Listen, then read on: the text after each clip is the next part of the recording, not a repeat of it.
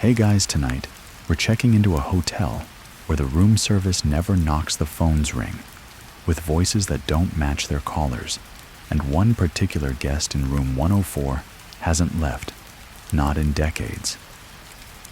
Imagine the scent of bleach clinging to floral curtains, the low thrum of the vending machine down the hall, and the uneasy feeling that someone's standing just behind the peephole waiting for you to blink.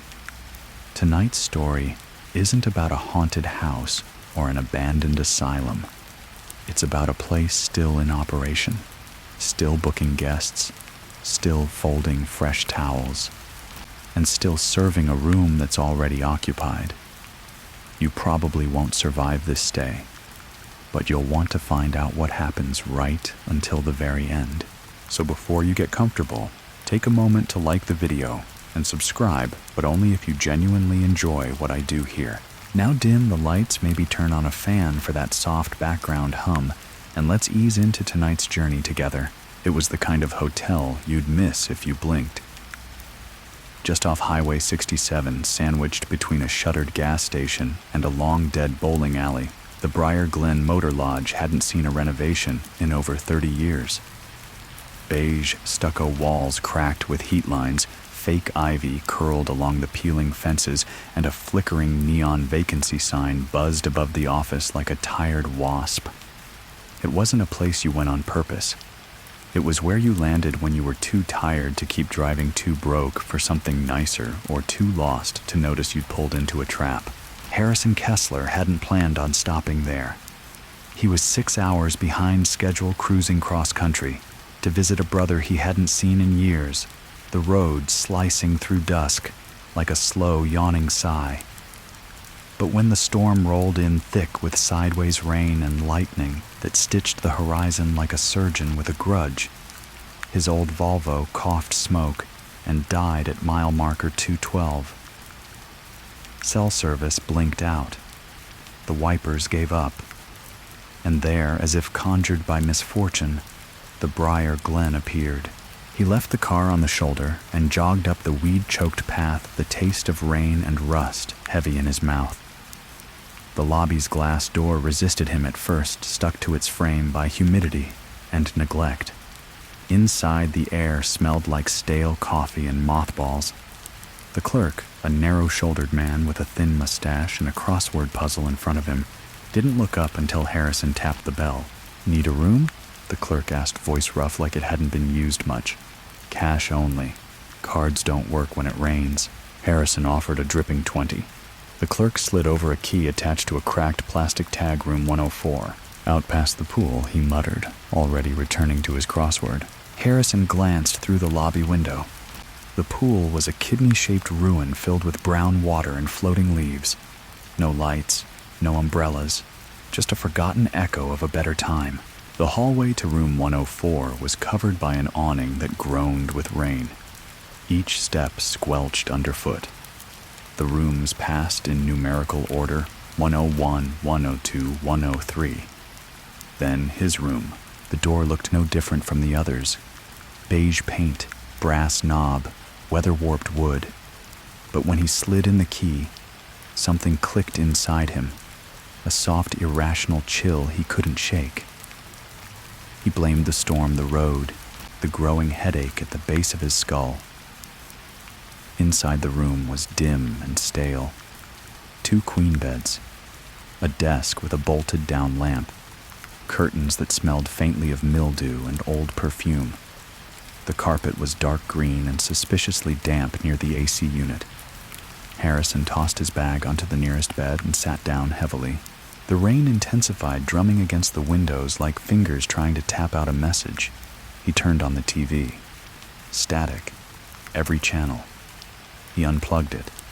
The hum lingered. In the bathroom, the mirror was fogged despite the cold. He hadn't run water yet.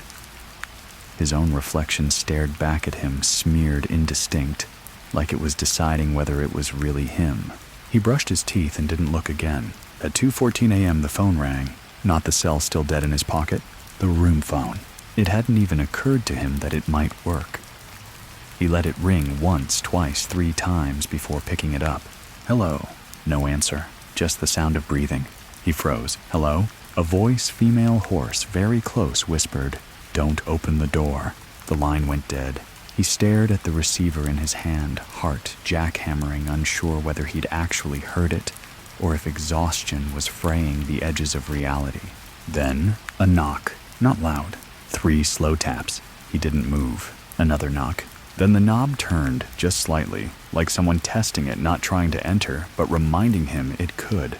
Harrison backed away from the door, the receiver still in his hand. No footsteps. No voices.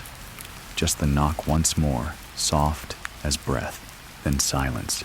The kind that hums in your ears, pressing against your thoughts. He didn't sleep. Just sat on the edge of the bed with every light on until sunrise crept in through the thin curtains. When he finally stepped outside, the rain had stopped.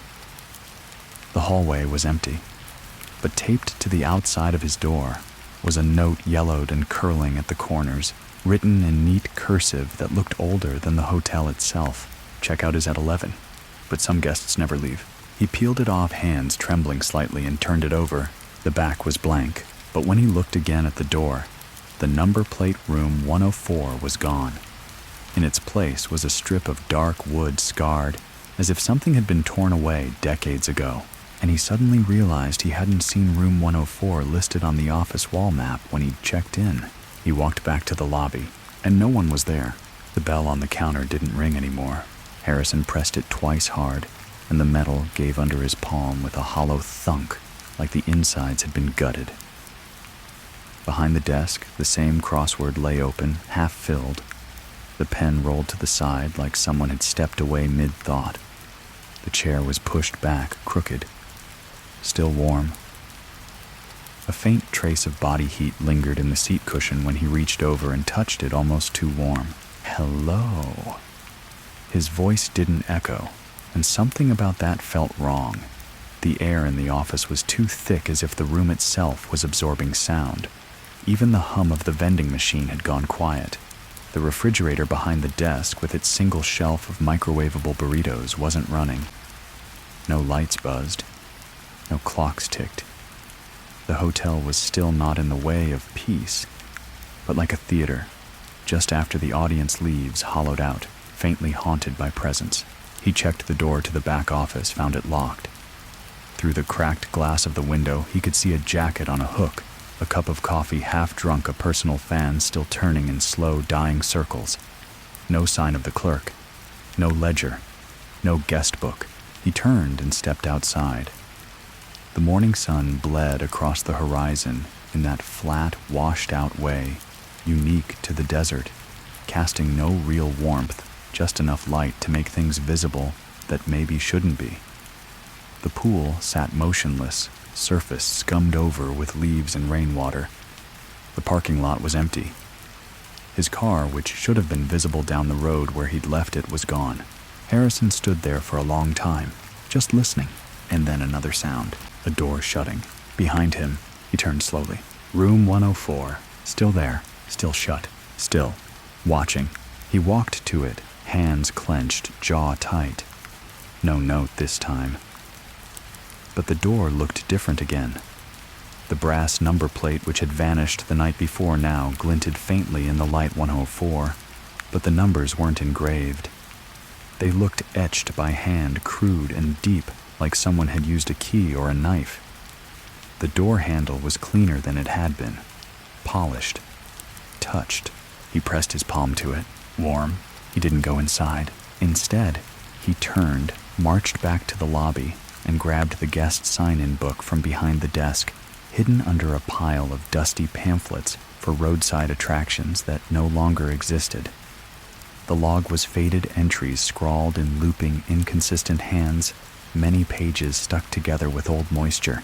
But room 104 had entries, dozens of them, all with the same check-in name written again and again in neat cursive. Monsieur Carter. No checkout dates.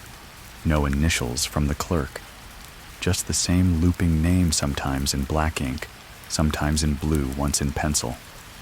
One of the oldest pages bore the date July 11th, 1974.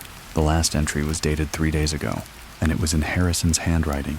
He blinked, looked again, Same looping H, same slope in the K. His hand had signed the room in, but he hadn't touched the book. Had he? His stomach curled. He backed away from the desk, gripping the edge of the counter to steady himself. The TV above the lobby flickered on with a click. He hadn't touched the remote. Static. Then snow. Then a channel. Not a news broadcast. Not a movie. A live feed of Room 14. The angle came from the far corner near the ceiling, looking down at the two twin beds, the lamp between them, the drawn curtains. The room looked empty, neat, untouched. Then the camera zoomed slightly automatically. The bed covers shifted. Someone sat up, but the face was off screen. A shape leaned toward the camera. Just shadow. And then the feed cut, just as the shadow's arm lifted and pointed directly outward, toward Harrison. The screen snapped back to black, and the bell behind the counter rang. Once, crisp, loud, final. The sound of the bell still rang in Harrison's ears long after it had gone silent like a ripple frozen mid-air. The clarity of it, sharp, deliberate, far too perfect, was out of place in this hotel of half-broken things. It hadn't rung out of habit or malfunction.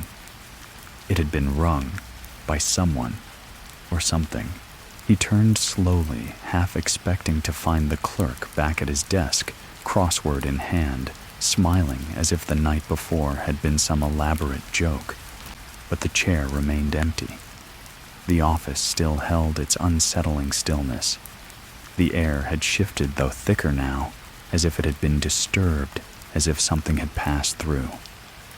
Harrison stepped back toward the TV, hoping the feed might come back, that he could make sense of what he saw. But the screen was black, dead cold to the touch. There was no channel menu, no buttons, no ports on the side, no brand name, no evidence it had ever turned on at all. Outside the glass door, the world waited quietly. The desert beyond the parking lot shimmered with early heat too bright for so early in the morning. He took a shaky breath, shoved the guest book under his arm, and exited the lobby. The hallway back to room 104 stretched out in strange angles. Maybe it was just the tension in his chest, but the distances between the doors felt wrong. Longer skewed, as though the building had shifted in the night, twisting itself in small, unkind ways. Room 104's door stood exactly where it had always been, and yet something in him recoiled as he got closer. The etched numbers on the door had grown deeper, like they'd been carved again overnight, and there was something new, a small brass mail slot that hadn't been there before. He crouched and peered inside. Darkness, but not empty. The air that seeped through the slot carried a scent, something organic, familiar. Not rot exactly, but the ghost of it. Like an old room that had once held decay and still remembered the shape of it. He stood again and reached for the knob more out of reflex than decision. It turned freely. The door didn't creak. It opened inward, smooth and silent. He stepped in. The room was colder than before. Not freezing, but still enough that his skin prickled. The layout hadn't changed. 2 beds, curtains, drawn TV unplugged. But something was wrong with the light. It filtered through the cracks in the curtains in the wrong shade. Too yellow, too aged, like sunlight remembered, instead of experienced. The air had the faint hum of static, though he couldn't locate a source. He dropped the guest book on the nightstand and scanned the room, and froze.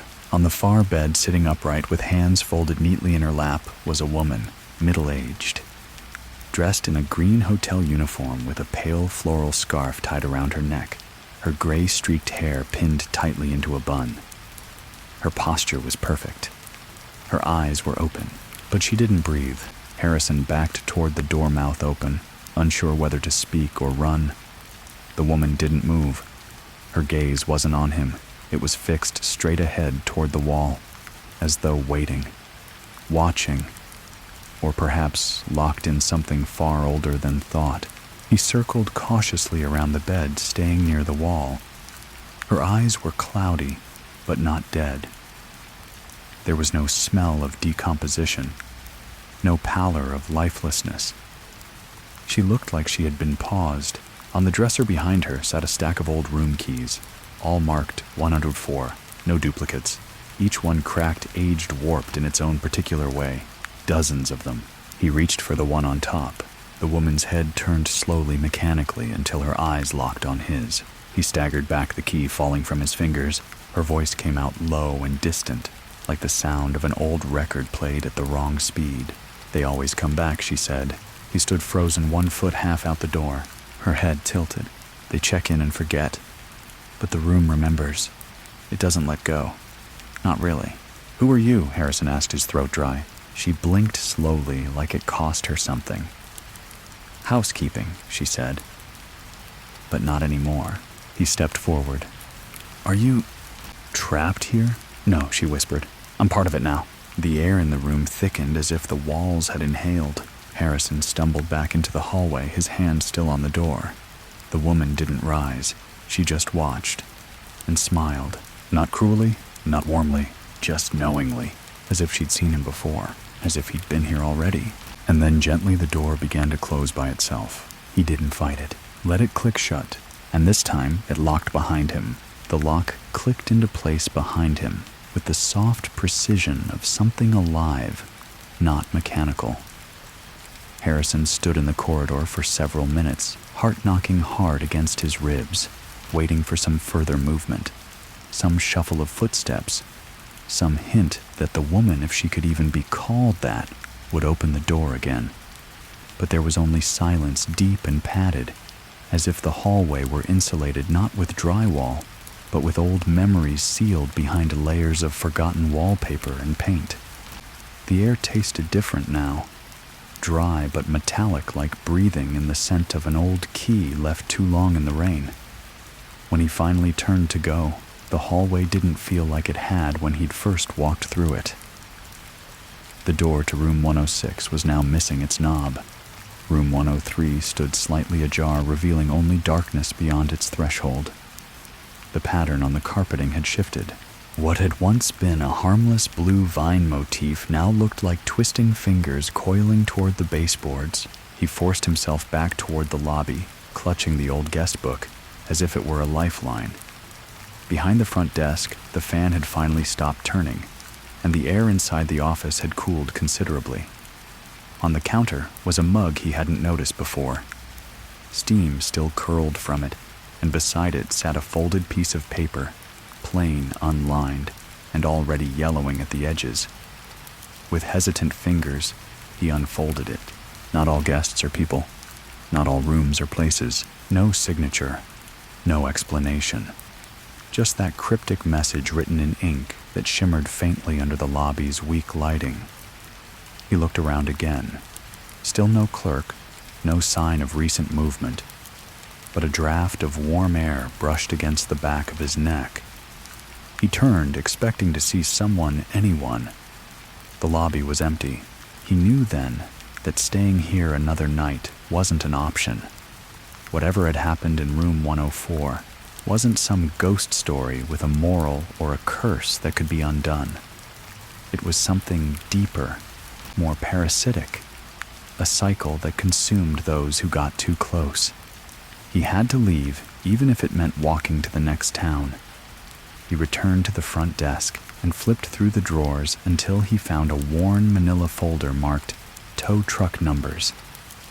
He called the first one on the list from the lobby phone, which somehow still had a dial tone. A man named Ray said he could be there within the hour. Harrison didn't ask too many questions. He hung up and sat in the nearest chair, watching the front door like it might vanish if he blinked. But the minutes crawled. 45 passed, then 50. No truck, no engine noise, just that same strange hush like the walls themselves were holding their breath. He stood and stepped outside, scanning the lot. No sign of Ray, no sign of any vehicle. The motel lay in that odd midday quiet where the sun flattens everything, painting the world with long, motionless shadows. Then far down the road, just at the curve of the highway, he saw a shape, a figure, walking, no vehicle in sight. no dust trail. Just a person alone, slowly approaching the Briar Glen.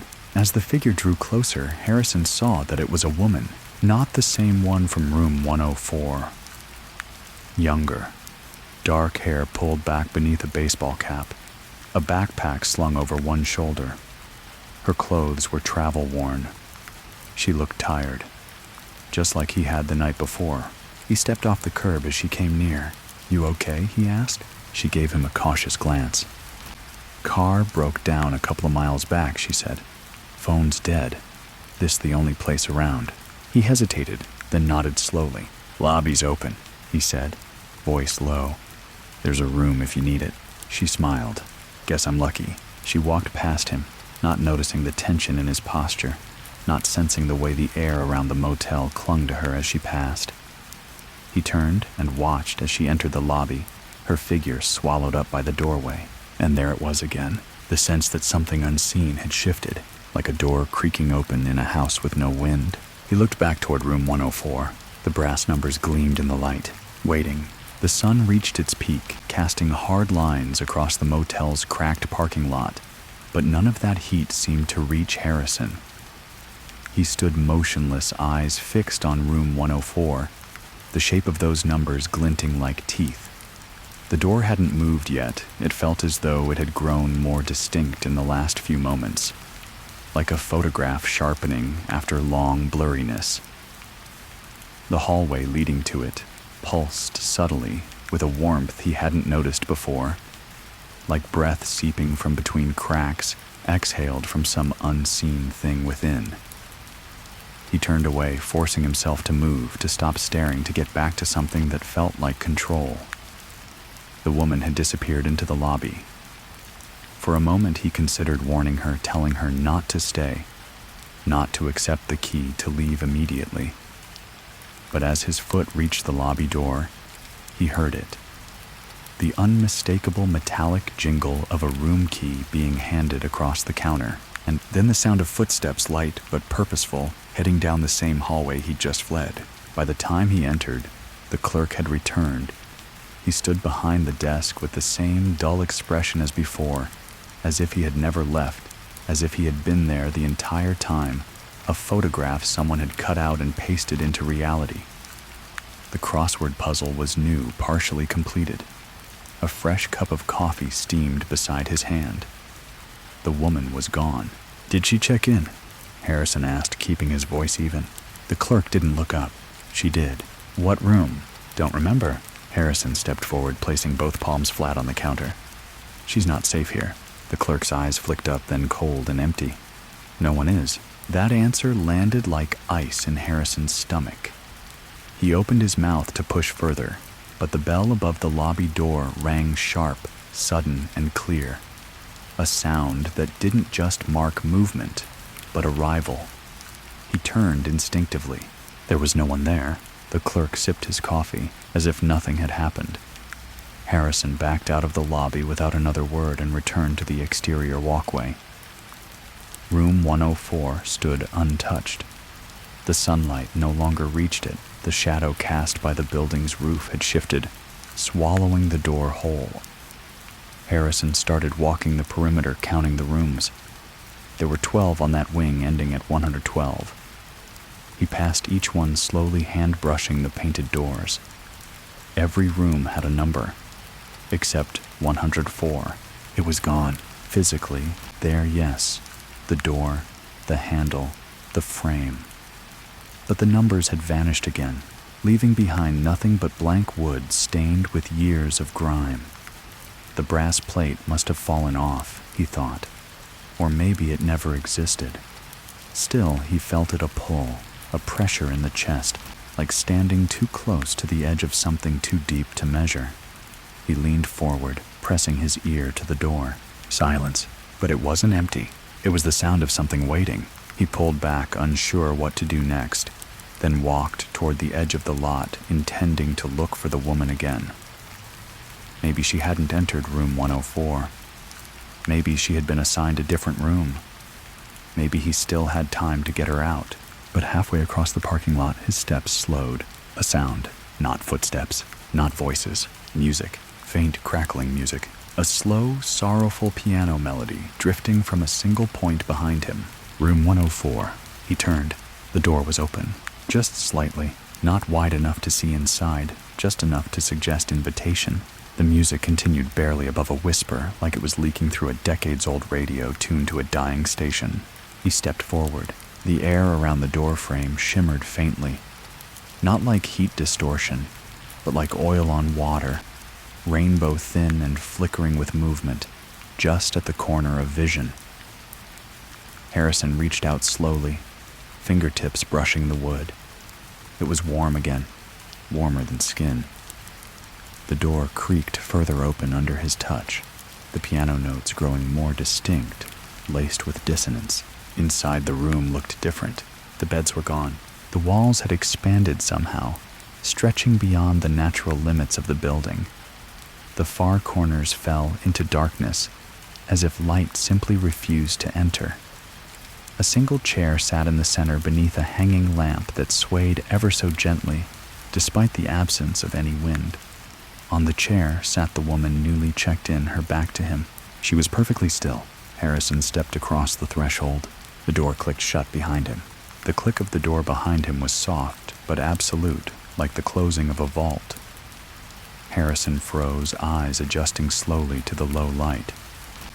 The hanging lamp above the woman's head cast a narrow cone illuminating only her and the small radius around her feet.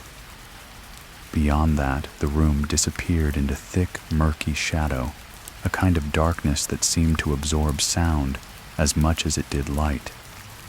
There were no walls, no ceiling edges visible, only void. The air smelled of faded lilac old fabric and something faintly metallic like dried blood on copper. The piano music was louder now, but it wasn't coming from a speaker or a stereo. It felt ambient, like the melody was sewn into the walls, vibrating through the floorboards. Slow, delicate, with notes that lingered longer than they should have, as if they were reluctant to die. Harrison took a cautious step forward. The carpet beneath his feet didn't feel like carpet anymore. It gave slightly under his weight, too soft, too warm, like old moss or damp velvet that had been left undisturbed for decades. He approached the woman who remained still, her back perfectly straight. Her hands rested on her knees, fingers splayed delicately as if posing for a photograph. Her head was tilted slightly to one side, not in distress, but in a kind of passive listening. The closer he got, the more he noticed the tiny details. Her hair was wet, as though she'd stepped in from a storm, but the rest of her was dry. Her nails were clean, but the polish was chipped in patterns that didn't make sense, almost like deliberate markings. When he was within arm's reach, he spoke. "Are you all right?" No response. He stepped to the side, slowly moving into her peripheral vision.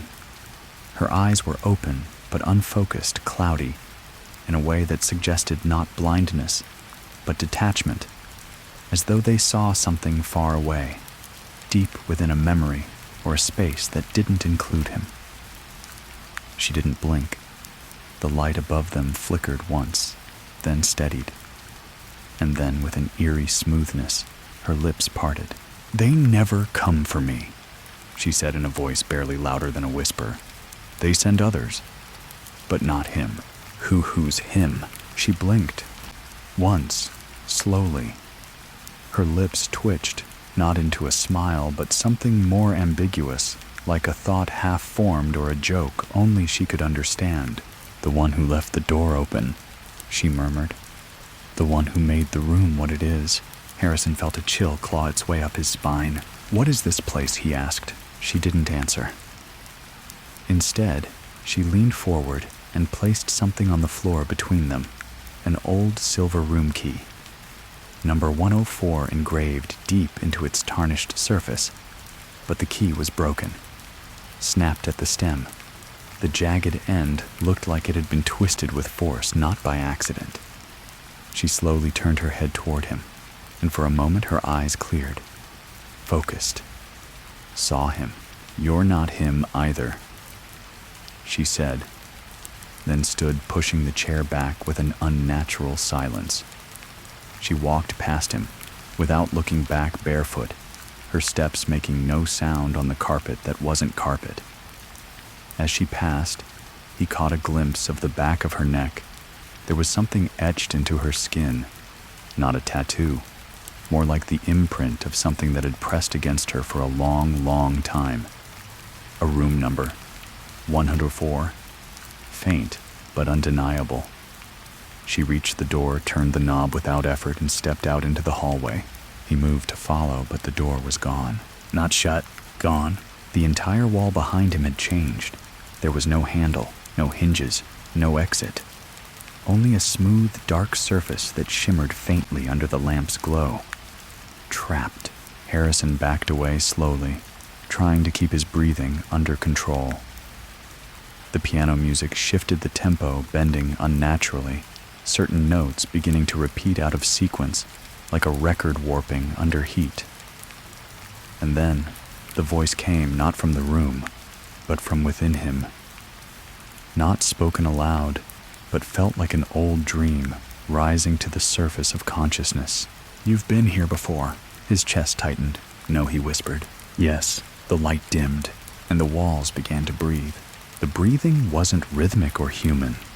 It pulsed in irregular intervals, deep then shallow, slow then gasping, like something old was struggling to remember how lungs were supposed to work.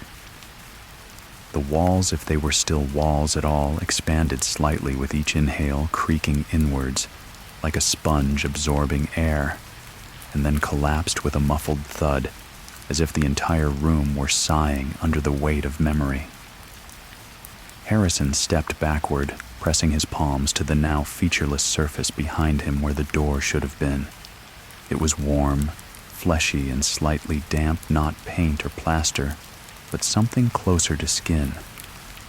He jerked his hands away and stared at his palms. They glistened faintly with a thin sheen of moisture that smelled faintly of dust and copper.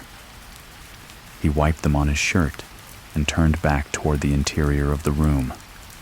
The chair was gone. The lamp above flickered erratically, casting long, angular shadows that stretched in impossible directions across the floor. The piano music had dissolved into something else, no longer a melody, but a collection of sounds that mimicked it. Notes stretched too long, some truncated too soon, others stuttering like a scratched disc. A child's attempt at recreating beauty with broken tools. From the center of the room, the shadows began to shift, not because of the light, but because something was moving within them, not approaching yet, just circling. Harrison could feel it, even if he couldn't see it clearly, a presence. Vast, slow, aware. It was studying him not out of hunger, but recognition, like it already knew the shape of him, like it had once worn his face. He took a step forward, not knowing why, drawn by something in the center of the space. The light from above revealed a new object resting on the floor, a mirror no bigger than a dinner plate framed in tarnished brass. Its surface was opaque, cloudy like frost-bitten glass. But as he knelt to inspect it, it began to clear from the center outward, revealing not his own reflection, but a different version of the room. It was room 104, as it had been the twin beds, the television, the curtains fluttering in a non-existent breeze. But on the far bed, a man lay curled in fetal position, hands pressed to his face, shuddering. Harrison leaned closer, and the man in the mirror twitched. Not in pain, but in awareness. Slowly, he turned his face toward the glass, and Harrison's breath caught. It was him. Not as he was now, but younger, maybe 5-10 years. Paler, thinner, hollow-eyed. The reflection opened its mouth and mouthed a word he couldn't hear. "Harrison." It was not a greeting. It was an accusation. The image shivered and faded, replaced by a second reflection, this time the lobby. But again, it was wrong. The clerk was still at the desk, but his face was blank, unfinished, as if drawn in haste with chalk and forgotten. Behind him, The bell rang on a loop, even though no one entered. And standing at the window, looking out at a parking lot that stretched endlessly into dark desert, was a little girl. She couldn't have been more than 6, dressed in a faded pink raincoat with the hood up despite the dry heat of the day. Her back was to the mirror, but something about her posture suggested she'd been waiting for a very long time. The mirror clouded again, the glass frosting over until it reflected only the lamp above and Harrison's own face. Only it wasn't his face anymore. His eyes were sunken, his skin blotched with shadow. His lips trembled, not with fear, but familiarity. He dropped the mirror. It didn't break. It simply folded, like paper curling in on itself until nothing remained but a small blackened smear on the carpet. And then from behind him, a sound. Not a voice, not footsteps. A slow, deliberate dragging. Fabric over floor. A chair being pulled back from a table in an empty room. Harrison turned slowly. From the far end of the space, where light no longer reached, a figure was emerging. Not walking, gliding. Its form was shrouded in something resembling a long bellhop coat, only the fabric seemed wrong. Too thick, like stitched velvet soaked in water. Its face was masked in blur like a camera lens permanently out of focus. But the presence, the pull. Harrison staggered backward. The walls began to pulse again, quicker now, like the room itself was excited. "You don't belong," the figure said, its voice echoing from everywhere at once. "Not yet." Harrison's throat clenched. "I didn't ask to come here." "No," it agreed. "But you left a door open once, a long time ago, and something came through." The figure paused, its shape sharpening, limbs growing more defined, longer than human, too symmetrical. "You checked someone in," it said. "I don't remember." "You will." Then the figure opened its coat. Inside was nothing, just darkness. But it reached for him anyway. The sleeve of the figure's coat extended farther than it should have, impossibly, so the fabric, unspooling like shadow, spun into thread. Harrison didn't move. He couldn't. His limbs felt wrapped in invisible wire, every instinct screaming to run, yet his feet remained rooted as though the floor had claimed him. The outstretched arm moved with deliberate slowness, not menacing, but ceremonial, like an invitation extended to someone already accepted. The coat parted further, and Harrison braced for some grotesque horror. A void, a mouthbone, or rot. But there was only darkness, thick and soundless, like looking into an unfinished painting. Not empty, but waiting. Then, from deep within that darkness, a shape began to form. Not the figure's heart or a soul, but something impossibly familiar. A door. Room 104's door. He knew it before it was fully. There knew the grain of its wood, the uneven dent beneath the number, the worn spot on the handle from decades of anxious hands turning it. And when the figure stepped aside, revealing it fully, Harrison saw that it wasn't just any door. It was the door he had closed on someone long ago. Someone pleading, someone screaming for him not to leave. And now it stood ajar just like it had then. Only instead of the hallway behind it, there was a different world. Entirely. An endless corridor of doors, just like it, stretching into black. He tried to step back, but the floor beneath him gave, slightly pulling him forward, as if the room itself had chosen his direction. "You opened it once," the figure whispered voice, now soft and distant. "Now you must remember who walked through." The scene inside the door shifted. Harrison saw a boy, young, 6 or 7, sitting on the bed in room 104, crying. Not just sadness, but terror. His small hands were balled into fists against his eyes, his body shaking with each breath. The room around him flickered curtains, trembling, though no wind blew shadows crawling along the walls in unnatural lines. And on the nightstand, the old radio hissed with static. Then a woman's voice crackled through, singing a lullaby in a language Harrison didn't know but recognized. He choked.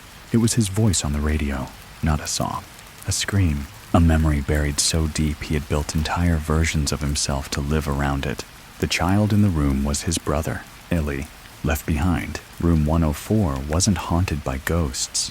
It was haunted by moments, forgotten truths, things too heavy to carry into adulthood, so they were folded hidden in the creases of dreams and buried in the dry wall of condemned hotels. Eli had been left during a storm on a family trip that turned to chaos. Harrison remembered now, the way his mother had screamed at the front desk, how the power had gone out, how the door had closed before he turned around, and how he had never opened it again. The guilt poured through him like acid. The figure stepped closer, its presence no longer just observed, but felt in his bones. Harrison dropped to his knees. The room dimmed further, until only the door remained illuminated. "I didn't mean to," he whispered. "I was scared." "The room is not punishment," the figure said. "It is memory made shelter." Harrison looked up, eyes burning. "Then let me in." "No," the figure said. "You never left." And the door swung wide. The corridor of doors beyond flickered with candlelight. Each one bore a name. Some were scratched out, some glowed faintly. All were locked, except his. He stepped through, and behind him room 104 sealed shut. But this time he didn't feel trapped. He felt chosen. The moment Harrison stepped across the threshold, the pressure in his chest released not with relief, but with something quieter, something closer to surrender. The air on the other side of the door was cooler, yet not cold, like the inside of a chapel before dawn. The corridor ahead stretched endlessly, walls lined with dozens, no hundreds of doors, each identical in shape, but subtly different in their wear. Some frames were crooked paint, peeling in curled strips like shedding bark. Others gleamed with fresh lacquer as though recently constructed. A low amber light glowed from the base of each, pulsing softly like a heartbeat, and above every handle was a nameplate, some etched in brass, others hand-scrawled on paper, taped down with yellowing corners. The hallway didn't feel like a building. It felt like a memory made manifest, like walking inside someone's recollection of a place that had never existed on a map. And still, it felt utterly real. As he walked, the silence changed. No longer hollow, it carried the faint rustle of distant voices behind the doors, some muffled with laughter, some sobbing, some merely whispering soft enough that the words never reached his ears, but the weight of their emotion still pressed against his skin like humidity. He stopped at the door with his name. The brass plate read, Harrison Delaney, a name he hadn't heard spoken aloud in years, not even by himself.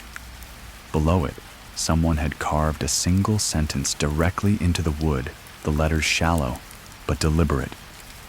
He came back, but not soon enough. His hand hovered over the knob. It was warm, a familiar warmth like the first moment of waking from a long sleep. He turned it slowly. The door opened into a room that was not room 104, yet carried the same layout, 2 beds, drawn curtains, a desk with a mirror. Only this room was frozen in time, preserved with impossible detail. The bedding bore cartoon rocket ships. The wallpaper still displayed dinosaurs mid-roar, and a small blue suitcase sat by the door, unzipped and half-packed with children's clothing. In the far bed, a lump under the blanket rose and fell in the slow rhythm of sleep. Harrison stepped inside, eyes wide, every memory fighting to come back all at once. The smell of fabric softener, the faint echo of his father's voice telling a bedtime story, the sound of Eli's breath. Harrison walked to the foot of the bed and sat down gently. The figure beneath the blanket didn't stir. He reached out and pulled the covers down slightly. The boy beneath was young, curly hair, soft features, eyes closed in peaceful rest. But his skin had that strange pallor again, not dead, but unstuck from time like he belonged to several years at once. Harrison whispered, Eli. The boy opened his eyes. They were the same green flecked with hazel, wide with that same mix of fear and trust Harrison had seen the night they were separated. Eli looked up at him for a long time without speaking. Then in a voice quiet and steady, he asked, "Are you real this time?" Harrison's throat closed. "I think so. I used to dream you'd come back, but I stopped hoping a while ago." His tone wasn't angry, just tired. He sat up, blanket falling around his waist. "It's been so long, Harry. Why did it take so long?" "I forgot," Harrison said, ashamed at how hollow it sounded. "Not on purpose. I just locked it away. I was scared." "I know." Eli nodded. "I was scared too, but the room kept me safe." Harrison looked around, and only now did he realize that the room was pulsing again, but not with menace, with warmth. It had preserved this memory, this moment, waiting for him to return. "You don't have to stay here anymore," he said. "I'm going to get you out." Eli tilted his head. "You can't take me with you. That's not how the room works. But there has to be a way." "There is," Eli interrupted gently. "You have to remember everything, not just me. Everyone who was left behind." Harrison turned slowly toward the second bed. There was a shape beneath the covers. It hadn't been there before. A breath escaped the blanket, then a second, then silence. "Who is that?" he asked. Eli's gaze dropped. "Someone you left before me." The light bulb above them flickered. Then from the second bed, the blanket began to rise. The blanket on the second bed shifted with an unsettling patience, rising in slow, rhythmic lifts, each one accompanied by a soft wheeze of breath, like wind passing through an old window frame. Harrison couldn't move. His body tensed, but not out of fear, at least not the frantic kind. This was something deeper, more primitive, like an animal sensing a predator it can't see, but knows is close. Eli said nothing. His small hands gripped the edge of his mattress as if bracing for a wave. Harrison rose, unable to look away from the other bed where the outline beneath the covers gradually solidified into the unmistakable shape of a person lying on their side, back turned. The fabric clung tightly to their frame, revealing narrow shoulders, a neck too long, too thin. The hair, what little was visible above the blanket, was tangled, matted, dark. No sound came from the figure now, only stillness, oppressive and deliberate. Then it moved, not a waking motion, not a twitch. It rolled slowly as though acknowledging the presence in the room for the first time in years. The figure turned to face Harrison and Eli, and as the blanket slipped away, a face came into view, hollow-cheeked, sunken-eyed skin, tight across bone. Not rotting, not dead, just drained like every memory, every ounce of identity had been carefully siphoned away. Harrison's breath caught. He knew this face, though he couldn't place it immediately. A fog lifted at the edge of his mind, like peeling back the first layer of frost on a buried photograph. The man on the bed blinked. "Hello, Harry," he whispered, voice dry as dead leaves. Recognition struck like a hammer. It was Daniel Carmichael. They'd shared a room in college freshman year, early fall. Daniel had been his roommate for barely 2 months. Kind, quiet, deeply private. One night, during a storm, Daniel had knocked on Harrison's door, pale and shaking, asking if he could stay the night in his room because his own dorm light kept flickering even with the power out, and the mirror above his dresser kept showing someone else's reflection. Harrison had laughed, called him paranoid, told him to sleep it off. That was the last night Daniel was seen on campus. His name was never officially added to the missing persons list. There had been whispers about running away family troubles, even theories that he'd staged his own disappearance.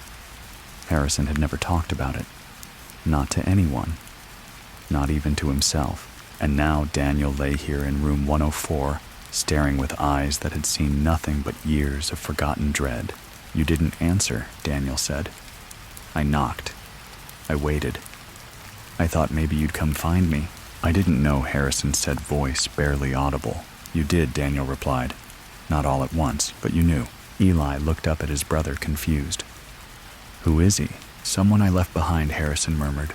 Daniel sat up with the frailty of someone unused to movement. His bones creaked beneath the skin. This place, it remembers who we forget. And it keeps us quiet, keeps us out of the way. Why now? Harrison asked. Why are you still here? Daniel tilted his head slowly. Because you're here. You finally came back. The room doesn't move without you. Harrison turned away, nausea building in his throat.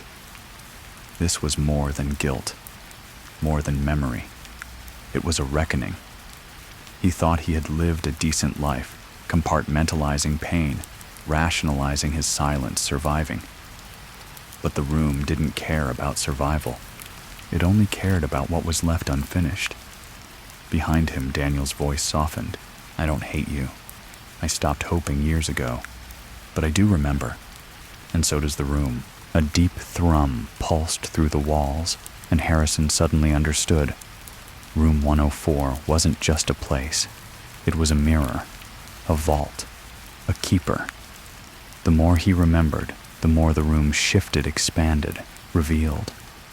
And somewhere inside this infinite maze of memory and grief were more of them faces half remembered, people never properly mourned moments, silenced by fear or convenience. He looked at Eli. I need to see them, he said. All of them. Eli nodded, then slid off the bed and took his brother's hand. The walls responded instantly. Another door appeared on the far side of the room, smaller than the rest handle, low, like it had been built for a child.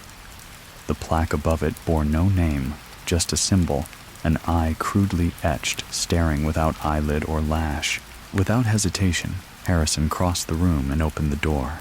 The hinges of the child-sized door let out a slow, breathy groan, a sound not unlike someone exhaling after holding in a secret for far too long.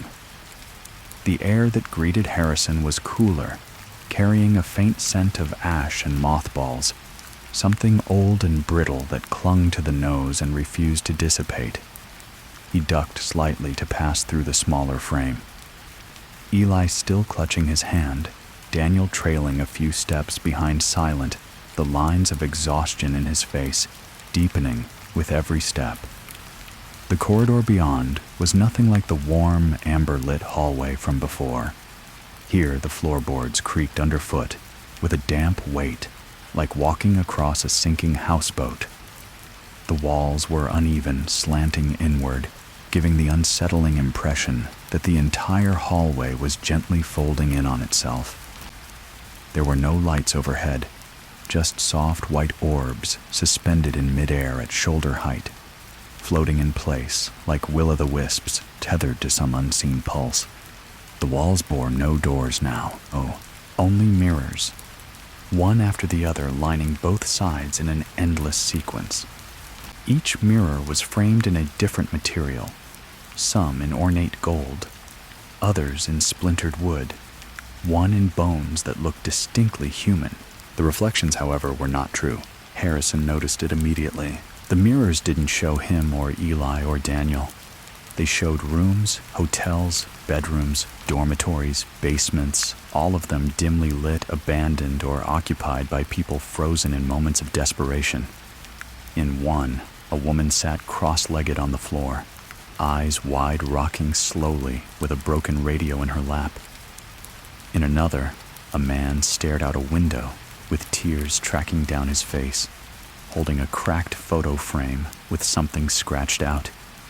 A third showed a girl in her teens, her face turned away, but her shadow on the floor stretched out in the wrong direction, arms too long, fingers clawed and twitching like spider legs.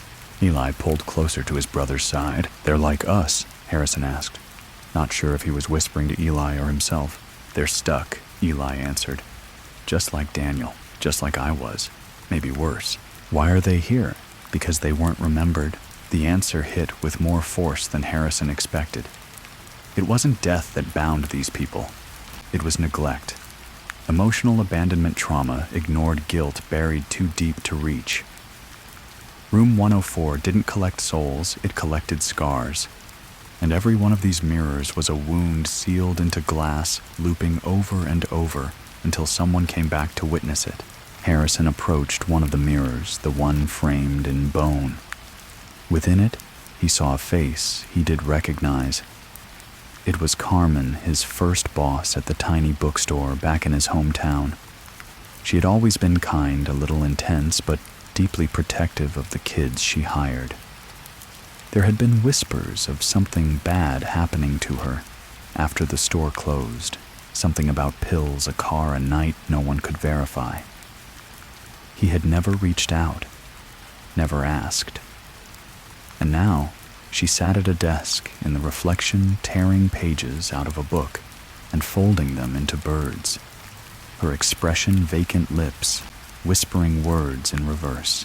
He placed his hand on the glass. It rippled but did not yield. "She's not mine to release," he said. "No," Daniel replied, voice distant. "But you'll have to remember the ones who are." As if in response, the hallway began to shift. The mirrors shimmered and slowly darkened, all except one directly ahead, taller than the rest. This one had no frame at all. It was a seamless slab of silver, smooth as water, and it reflected only Harrison. Not Eli, not Daniel, just him. And in his reflection, his eyes were bleeding, tiny lines of red streaming down from the corners, not in pain, but in sorrow, like the mirror was mourning for him before he could do it himself. He stepped closer, and the image changed, not all at once, but piece by piece. His face remained, but his clothes transformed. His shirt darkened into a security guard uniform. His features aged. He was older, tired, weary in a way that only came from years of silence. Behind him, room 104 appeared again. Only now it looked different, cleaner, untouched. There was a sound, a knock, 3 taps. Slow, deliberate. Harrison in the mirror ignored it. He sat down, turned up the volume on the old motel radio, and let the static drown it out. A voice whispered from inside the mirror. Not a stranger's. His own. She was calling for help. The image broke. Not shattered, split vertically, a thin crack running down the center from top to bottom. And behind that crack, something moved. A silhouette pressed against the other side of the mirror, palms flat against the surface as if trying to push through. The figure had no face, only eyes round black, impossibly deep. Harrison staggered back. Eli reached for him. "She's the one who brought the room to you," he said. "Who is she?" But Eli only looked toward the mirror, and slowly the silhouette inside began to mouth a name. It was his mother's. The figure in the mirror pressed closer, her form distorted through the fracture, yet undeniably human, undeniably her. Harrison felt his heart seize in his chest, not with fear, but with a shame that had been dormant for decades. The shape behind the glass wasn't monstrous, wasn't grotesque. It was fragile, slender. A woman in a pale nightgown, spotted with something dark at the hem, her hair falling over her face in tangled strings. But those eyes, those hollow, abyssal eyes, they weren't his mother's. They were deeper, older, carrying an exhaustion that couldn't be explained by years alone. They stared through him, not like a child to her son, but like an entity seeking balance. And the moment her lips shaped the name, Evelyn Harrison's breath hitched. Not because he didn't remember it, but because he had spent his entire adult life trying not to. Evelyn Delaney, his mother, the woman who once carried him through every illness, who read stories to him by flashlight when storms cut the power, who slept in the hallway outside his door after his nightmares, until the night she herself became one. He tried to forget the last year with her, the hushed phone calls, the sudden fits of panic, the day she locked herself in her room with the mirror covered in blankets and wouldn't come out for hours, the day she started talking to someone who wasn't there, or worse, someone who was. Eli tugged on his sleeve gently. She found the room before you did, he said. She tried to warn you. But you wouldn't listen. I was a kid, Harrison said, almost pleading. She was unraveling. She was remembering, Daniel whispered from behind them. And the room remembered her. The silver mirror trembled. That same crack widened, a quiet grinding sound rising from the center, as if something on the other side was scratching with long, deliberate strokes. Harrison's reflection began to fade, replaced not by his mother's face, but by a window, an old hospital room, the lights above flickering in a sterile rhythm. Evelyn sat in the corner, knees drawn to her chest, her eyes fixed on a hand mirror in her lap. She turned it slowly, speaking into it like it was a phone. The nurses never noticed. They thought it was part of her condition. But now, from the vantage point of the mirror, Harrison could see what she was really doing. She wasn't talking to herself. She was talking to room 104, inviting it, desperate, begging for someone to take away the noise in her head, the screams, the memories no one else could hear. The room answered, not instantly, but gradually, like a crack forming in her reality. At first it offered silence, then it offered order, then it offered return. She accepted all three and vanished. There was no body, no funeral, only a vague report of her walking out during the night, never seen again. Harrison had always believed she'd taken her life in secret, but now he knew the truth. She had gone back to the room, and never checked out. She left you instructions, Eli said quietly. But you burned them. No, Harrison began. Yes. After the hospital called, after the sheriff found her things in that motel outside Ridge Valley, you came home and burned her journals.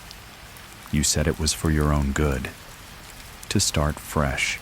The figure behind the mirror pressed her palm to the glass, and it left a mark. Not oily, not bloody. A print. Tiny ridges, delicate and trembling. Harrison stepped forward. I didn't know what else to do. I was falling apart. And the room waited, Daniel added, until you were ready. Harrison swallowed hard. And now, the crack in the mirror reached the floor. A whisper poured from it like smoke. You have to see the last day. The image changed again. The hospital faded, and the motel reappeared. Room 104 pristine and untouched. Evelyn standing at the window in her nightgown, staring out at nothing. The radio hummed behind her, playing a waltz distorted by static. She turned her head slightly, as if sensing someone watching from far away. Then she spoke, her voice soft, cracked, unmistakably hers. When he comes back, tell him I forgive him. But he has to finish what I started, or the room will keep opening. The mirror shattered without sound, not into shards but into ash. It dissolved before their eyes, falling like gray snow onto the hallway floor, leaving behind only the faintest echo of her voice and the scent of lilac, her perfume, the one she wore only for bedtime stories. The hallway grew darker. Doors began appearing again, forming a spiral that wound downward like a staircase carved into memory itself. Eli looked up at Harrison with solemn eyes. She let the room in so you wouldn't have to, but now you do. Harrison didn't argue. He took the first step down.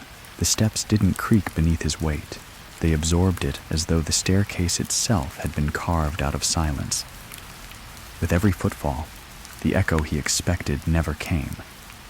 It was like walking deeper into a memory. No one had dared to revisit one that had patiently awaited its owner in complete stillness. The spiral wasn't steep, but it was endless. The walls shifted slowly as he descended, first smooth concrete, then aged plaster, then something older, ancient, as if it had been dug into the earth with bare hands. The walls pulsed faintly, veins of light running through them like amber trapped beneath skin. They cast no shadows, but their glow offered just enough visibility to reveal etchings, markings scrawled along the walls, childlike but frantic, as though someone had tried to document the descent, but lost clarity the further they went. Names repeated in loops. symbols of doors, words like regret, listen, remember, scratched into the surface over and over. At some point, Harrison realized he wasn't just going down into the past, he was going down into the root of the room itself. Daniel walked just behind him, his breath steady but slow while Eli stayed close at his side, the boy's expression drawn and serious, as if he too remembered what waited below, but chose not to speak it yet. The deeper they went, the warmer the air became, not with heat, but familiarity. The scent of old books, mothballs, the faint bite of iodine, the sterile blandness of hospital corridors. All smells Harrison had long forgotten, but now returned as vividly as fresh breath. Then the spiral stopped abruptly. The final step opened into a room circular and dim, its walls formed entirely of doors, no fewer than 30. Each was identical in height and width, but no two were the same in material. One was wrought iron, rusted and heavy with rivets. Another was stained glass depicting a screaming face. Another, sheer white with a single word painted in blood red, "Stay."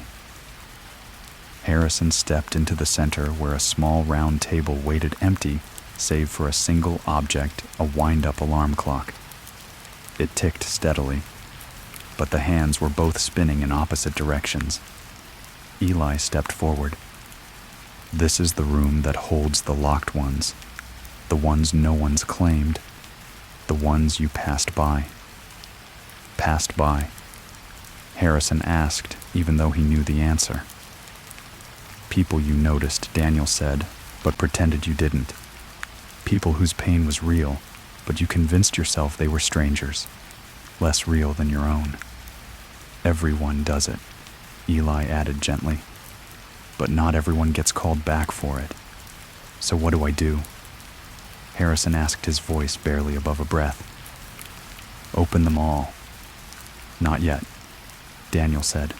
You open the one that opens you.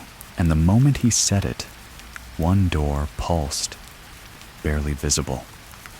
A wooden frame warped by water covered in tiny handprints like ghosts reaching out from within. Harrison approached it slowly. The doorknob was cold and wet. He turned it expecting resistance, but it clicked easily as though the lock had never mattered.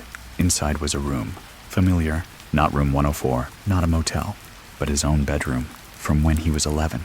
It was recreated with impossible detail bed against the corner-peeling posters of sci-fi movies on the walls, a cracked lamp on the desk, and the floor. The floor was covered in papers, each one a drawing. Scribbles, charcoal red pen, black crayon, dozens of figures standing beside a cracked window, their faces featureless except for hollow ink, dark eyes. Harrison stepped inside and something clattered underfoot. He bent down. A cassette tape, labeled in childish handwriting, "Don't play this when she's around." His breath caught. He remembered now. The day he found the old recorder in the garage. The day he heard the whispering through the radio static and thought it was a game. How he recorded it over and over, adding sounds of his own. Screams. Growls, guttural animalistic noises he didn't recognize even as they left his throat. And how one day his mother heard it. She didn't scream. She didn't cry. She unplugged the recorder and stared at him for over an hour. Then she said quietly, "Some things can't be uninvited." He never saw the tape again. But here it was, waiting. He picked it up. It was warm. The air shifted. Behind him, the door closed with a slow, final click, and then the walls began to whisper. The whispering came at first like wind through keyholes, a hush without words, but gradually it shaped itself into syllables soft and stuttering, like a voice unused to speech. Harrison clutched the cassette tape tightly in his palm, knuckles white as he turned in place. The bedroom around him darkened slightly, not from any visible dimming of light, but from the walls themselves, which now seemed to absorb light rather than reflect it. The posters faded until they were just outlines. The desk splintered at the edges.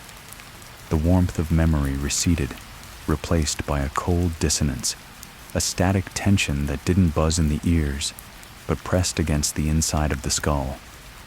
From behind the desk, something moved, a slow shift of shape, a low scrape of nails or bone against wood. Harrison didn't run. He stood still, breathing through his nose, letting the moment unfurl like smoke. He remembered now what the tape had done, not just to his mother, but to the house. After he played it, things had changed. Shadows no longer stayed put. Reflections lasted longer than the faces that made them. And late at night, voices whispered his name from the space between walls, voices that sounded like friends who had never lived, or children who never stopped crying. He walked slowly to the desk, his fingers trailing across its chipped surface until they found the old cassette player, the same one from his childhood, its buttons faded and sticky with age, the plastic warped as if left out in the sun for years. But it worked. He popped open the top, slid the tape in, pressed it shut. For a moment he hesitated. Then he pressed play. The click was followed by a hiss, sharp and immediate. Then silence. He leaned closer. A faint noise emerged, distant wind, the kind that whistles through radio towers in forgotten places. Then a voice, very small, very clear. A child's voice. His own. "Don't tell her you hear them." Another hiss. Then laughter, not playful, not joyful, but manic and rising in pitch until it snapped into static. Then a woman's voice, distorted and full of sorrow. "You opened the wrong window, Harry." A loud knock startled him, 3 short raps coming not from the door, but from inside the closet. He turned slowly. The closet door hadn't been there before. Now it stood tall and closed tight, its surface covered in old crayon drawings. Harrison approached, heart thudding in a low, steady beat. One of the drawings caught his eye, a family of 3 standing beside a motel beneath a moon with red eyes. He recognized the figures, his mother, himself, and someone else, their face scribbled out completely in thick, angry strokes. The knocking came again, quieter this time, then a whisper, "You forgot me." His hand reached for the knob, cold, damp. He opened the door. Darkness, so thick and total it felt alive, felt sentient. He stepped inside. At first it was silent. Then the floor beneath him changed from carpet to stone to soil to something soft and shifting. He looked down. Shoes, children's shoes, dozens of pairs strewn across the ground, some upright, some overturned, all old, all dusty. He bent down and picked one up. Inside, a name written in faded ink, Sophie. The darkness began to pulse with sound. Whispers again, names, cries, begging. One phrase repeated over and over. We waited. Shapes moved around him, never touching, always just beyond reach. He tried to count them to assign meaning, but they were uncountable faces, blurred, and eyeless hands outstretched. They were not here to harm.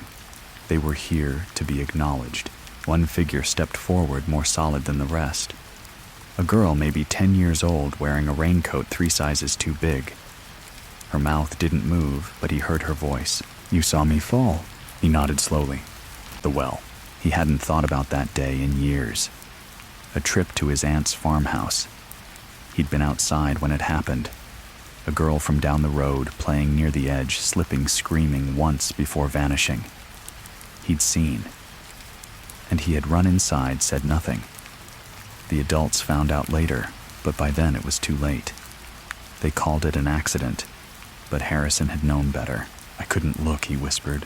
The girl just looked at him, eyes wide, unblinking. "But we all saw you." The darkness pulsed. Every figure in the void turned toward him at once. "You are the door." The phrase struck him like a cold wind. The door. Not just a guest of the room. A part of it. The memories, the regrets, the silences he had carried, they were anchors. And the room had chosen him because he had made more doors than he realized. Every ignored plea, every turned back, every unsaid word. All of it left open entries behind him, and the room had followed. "You have to start closing them," the girl said, one by one. "Can I?" "You must, or we'll stay." The wind rose, the whispers crescendoed. The tape player in his hand glowed red hot before vanishing into ash, and behind him, the real door opened once more, this time leading into a long hallway lined with names and keys. The hallway was longer than any he had walked before, impossibly long, like a tunnel carved into the spine of his own memory. The walls here weren't solid. They pulsed like muscle, damp and warm, with the slow rhythm of something alive beneath the surface. Keys lined both sides, rows and rows of them suspended in midair, each one hovering before a small brass plate etched with a name. Some names were familiar, some unknown, others so deeply buried in his past that reading them out loud felt like unearthing a secret he didn't know he had locked away. Harrison stepped forward, heart-heavy breath, quiet, his shoes brushing against a floor that felt less like stone and more like pressed earth, soft with the weight of time. Behind him, Eli remained quiet, his small hand brushing the wall with curiosity, while Daniel lingered further back, as if afraid that touching anything might cause the hallway to shift again. Harrison's gaze scanned the keys. The first bore the name Lauren Hayes, a girl from high school he'd once humiliated in a moment of insecurity, laughing at her art project just to blend in with the others. She'd cried. He hadn't apologized. He took the key. It was cold, almost frozen, and the second his fingers closed around it, the wall behind the brass plate softened and peeled open like paper soaked in rain, revealing a door. It was wooden, splintered at the edges, with a mural on it, a charcoal drawing of Lauren's face. Her eyes were wide, not with fear, but with betrayal. The doorknob turned easily. He opened it. Inside was a classroom, fluorescent lights flickering above rows of empty desks. At the far corner, a young girl sat alone, her shoulders hunched, her sketchbook torn. She didn't look up. The walls were covered in laughter, real echoing, looping back in cruel patterns. Harrison stepped in, the laughter quieted. He knelt beside her. "I was afraid," he said, "that they'd turn on me too. So I turned on you first." Her eyes lifted, glassy, full of tears that had long dried. Her lips moved but made no sound. Then she faded. The room cracked down the center, crumbling into dust, leaving only the key in his hand, now warm. It pulsed once, then vanished. The hallway returned. A space left empty where that door had been. Eli looked up. "That's one." Harrison nodded. He continued.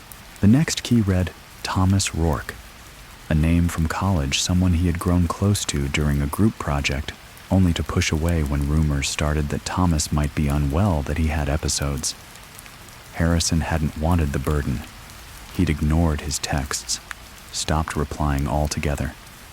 The door that opened now was a dorm room, the air stale with old sweat and unwashed bedsheets. Thomas sat at the edge of his mattress, staring blankly at a wall scribbled with formulas and pleas. He didn't move. Harrison stepped in slowly, sat beside him. "You weren't a burden," he said. "I just didn't know how to carry anything but myself." Thomas turned, a faint smile on his lips. Then he flickered like an old photograph left too long in the sun. Gone. Two. Key after key. Memory after memory. He walked. Each door, each confrontation peeled back a layer of himself.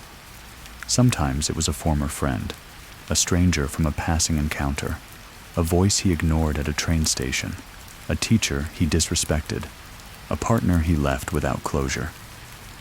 Not all were dramatic. Some were as small as choosing silence over kindness, but they all lingered in the room. It hadn't collected monsters. It had collected moments of abandonment, pain trapped in pause, people caught in the instant someone else turned away. By the time he reached the end of the hallway, Only one key remained. It hovered before a brass plate that had no name, only his reflection. He stared at it, reluctant to touch it, even as it glowed faintly with that same soft white light from the mirrors earlier. Eli stepped beside him. "This is yours." Harrison took the key. It was warm, not hot, not cold, just familiar. He turned it in his hand, then faced the wall. The final door opened without resistance. It was room 104, but it wasn't. The walls were torn, the bedsheets stained. The mirror was cracked in 5 places. The radio played a soft hum, not music, not static, but breath. Steady, measured like someone sleeping deeply just out of view. He stepped inside. The room shimmered. Then, the breath stopped. Harrison turned. There, standing in the far corner, was himself. Not a reflection, not a ghost. Him. Dressed in the same clothes, same eyes. Only this version looked hollowed out, exhausted, as if he had lived inside this place for years beyond counting. The doppelganger spoke first. "You tried to leave the room behind, but it never left you." "I know," Harrison replied. "You buried everything, but buried things don't die. They grow in the dark. I'm here to end it." The other Harrison tilted his head. "You can't end what you never accepted." Silence fell. Then Eli spoke from the doorway. "He has." And with those words, the walls shook, not violently, but with a deep, releasing sigh, as if the entire structure had been holding its breath since the day Harrison first shut the room out of his mind. The other Harrison began to dissolve, not in horror, not in pain, but gently like mist. "You'll still carry it," he said, voice fading. "But it won't carry you." Then he was gone, and room 104 was empty.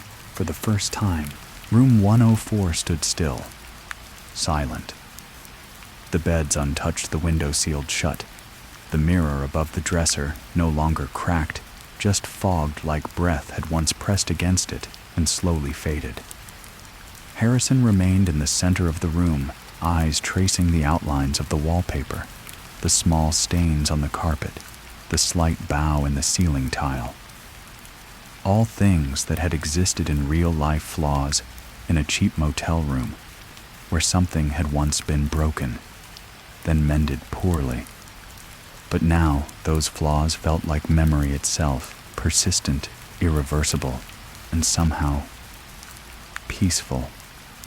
Daniel stepped inside first. He didn't look around. He simply walked to the far corner where the coat rack leaned slightly to one side and placed a hand against the wall. "This was where I heard it," he said softly. "The voice. The one that told me I could stay." His eyes glistened, but he didn't cry. It didn't trick me. It gave me what I asked for: silence. Escape. Harrison nodded. "I get that now." He turned toward the bed, the one closest to the bathroom. "This was mine," he said. "The night I came here with her. We'd stopped on the way to her treatment center. She couldn't stop shaking. Said she needed the radio on all night just to keep the silence out. I thought she was being dramatic." Eli moved to the window and pulled back the curtain. Beyond it wasn't the parking lot. It wasn't even the world, just blackness, a full quiet void humming with the breath of the room itself. "You didn't leave her," Eli said. "She left herself. You just didn't know how to stay with someone who was already halfway gone." Harrison lowered himself to sit on the edge of the mattress. It didn't creak. It didn't resist. It simply received him. For the first time in years, he let his back round his shoulders fall. His hands rest in his lap with no tension. The silence wasn't oppressive anymore. It was earned. Eli approached. "There's one last thing." Harrison looked up.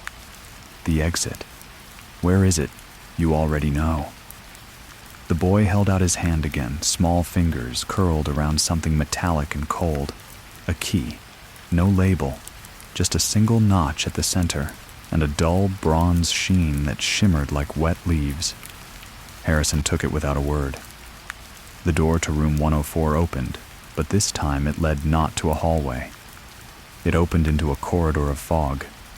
Not thick, not suffocating, just a white stillness, infinite and calm. Daniel walked through first. His silhouette dissolved gently, not disappearing but expanding into the haze. Eli followed, pausing in the frame to look back once.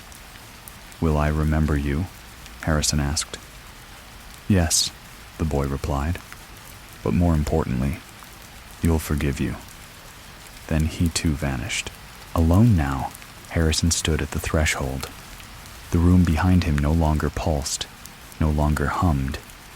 It simply waited. The mirror reflected no image. The radio was silent. The beds were empty. He stepped forward into the fog. There was no fear, only quiet and breath. The fog held him like a second skin, neither cool nor warm, neither welcoming nor hostile.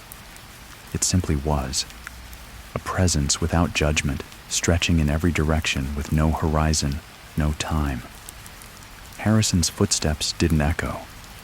The ground beneath was indistinct, soft, like stepping across memory itself. And that was when he realized he was walking through memory. The fog was not emptiness. It was form without sharpness, shape without line. A dreamscape carved from the spaces in his mind he never fully entered. As he moved forward, moments began to flicker around him, brief vignettes blooming in the mist, then receding again like breath on glass.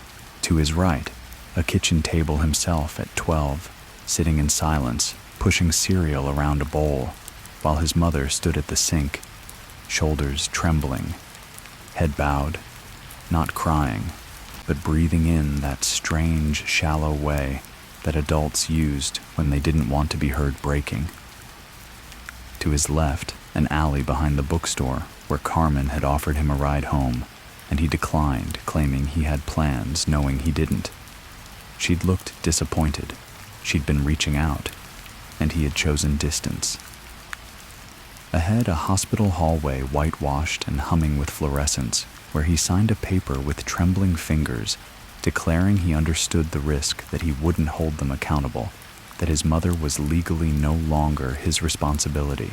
The fog whispered with each memory. Not loud words, just impressions, not guilt, not shame, just recognition.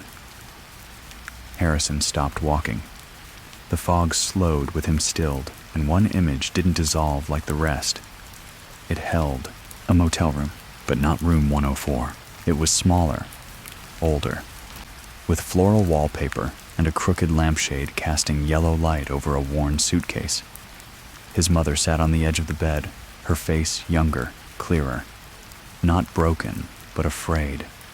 She held a tape recorder in her lap, the same kind he'd once played with. She pressed record, and her voice, trembling but firm, began to fill the space. "Harry, if you ever find this, I'm sorry. I know I wasn't easy to love at the end. I know I scared you. But I need you to remember something, okay? You didn't fail me. You didn't abandon me. I left because I couldn't trust my own mind anymore. But I always trusted you, even when you stopped trusting yourself." She paused.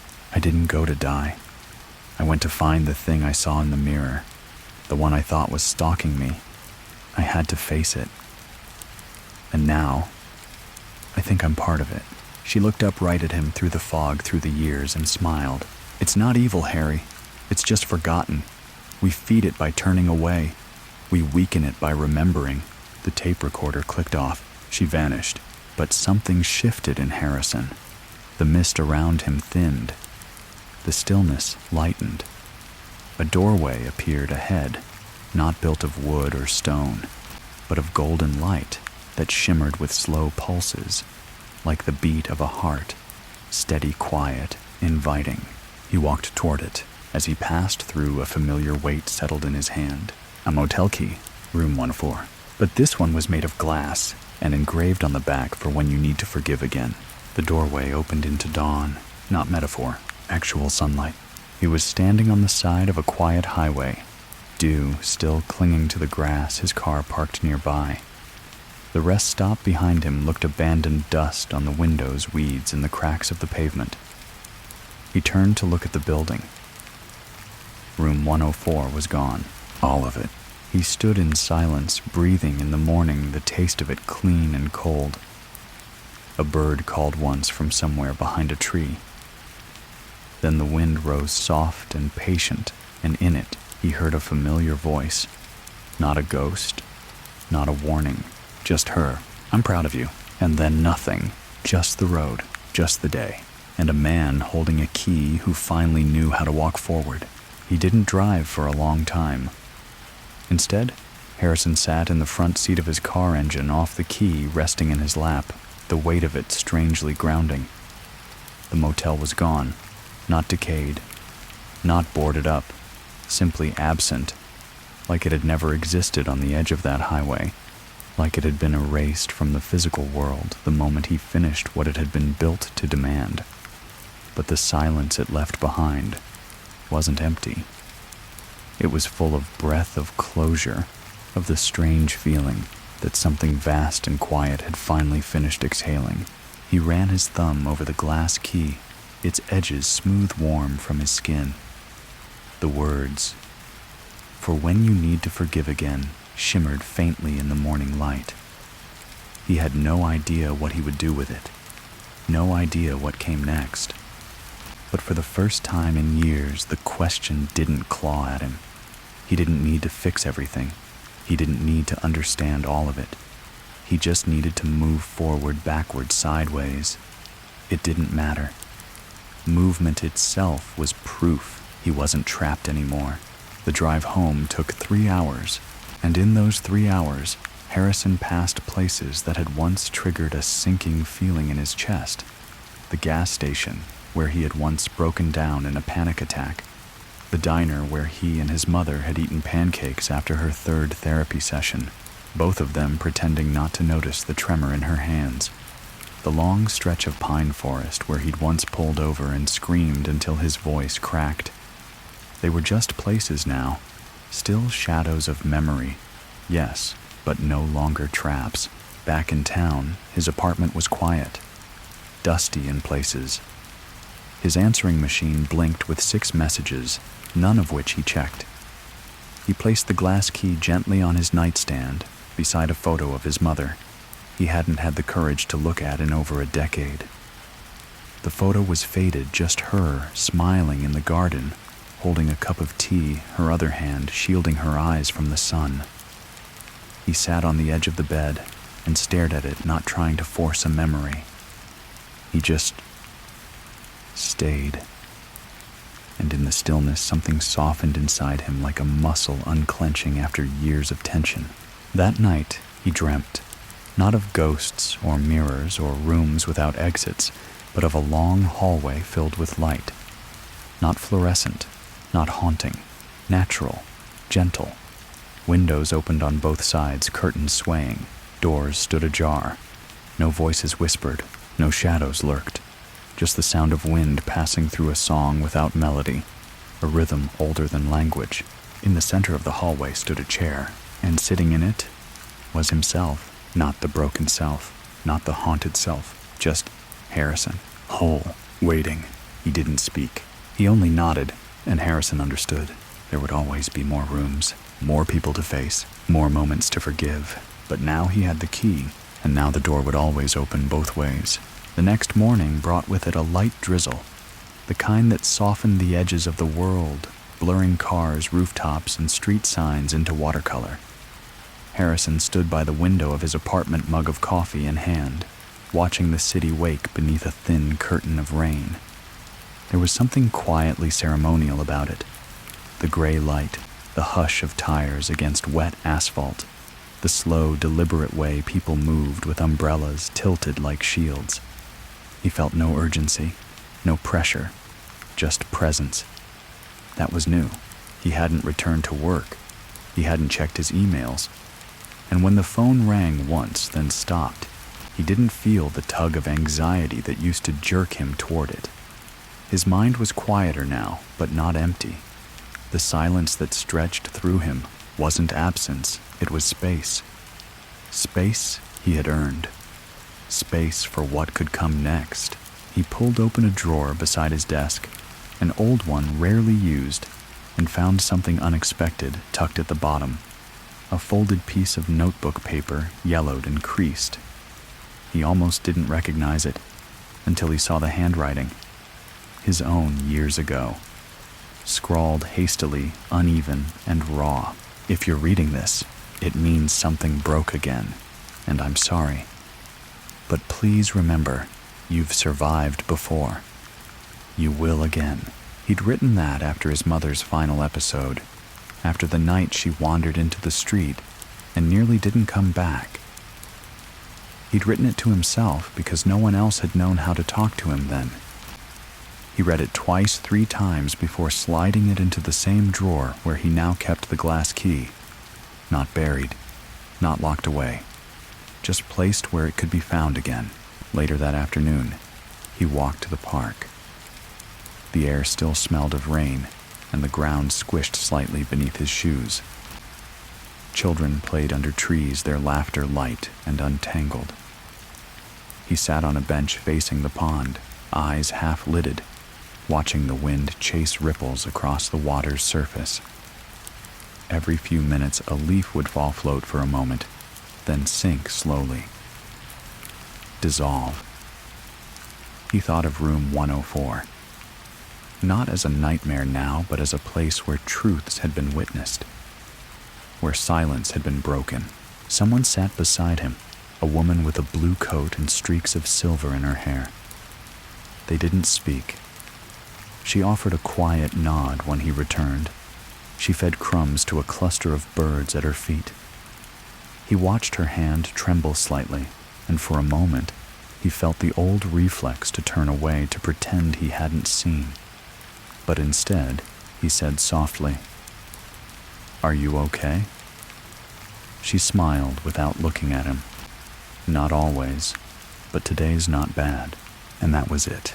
No therapy session, no confession, just presence. And it was enough. As the clouds parted and sunlight slipped through, Harrison realized that something in him had changed on a cellular level. He hadn't become someone new. He'd simply returned to someone he had left behind, someone who could sit in quiet places and let things be unfinished, who didn't need to lock every door or carry every memory like a weight. The room hadn't taken from him. It had given him a map. That night back home, as the sky turned to velvet and streetlights blinked on one by one, Harrison stood before his mirror. He didn't expect to see anyone else staring back.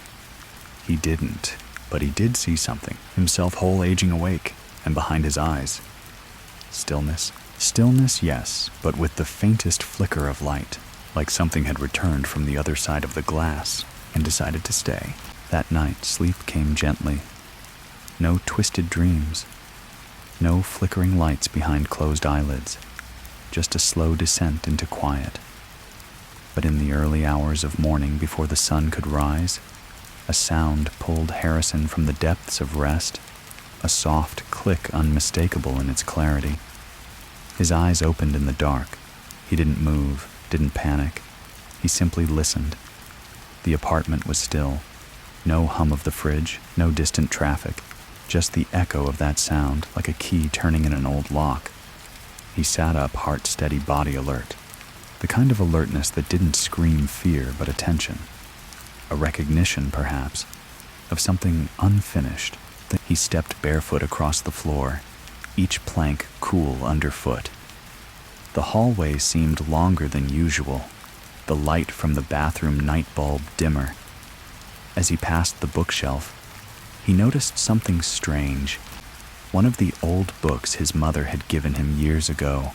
Whispers in Birchwood lay open despite not having been touched in months. The pages fluttered slightly, though there was no wind. He paused, stared. The chapter it had fallen open to was titled "The Room Between Mirrors." He didn't remember that chapter. In fact, he was sure the book had only been a collection of folk tales, nothing about rooms or mirrors. He leaned closer, scanning the lines, but they blurred like ink caught in rain. One phrase remained legible. Some rooms don't end when you leave them.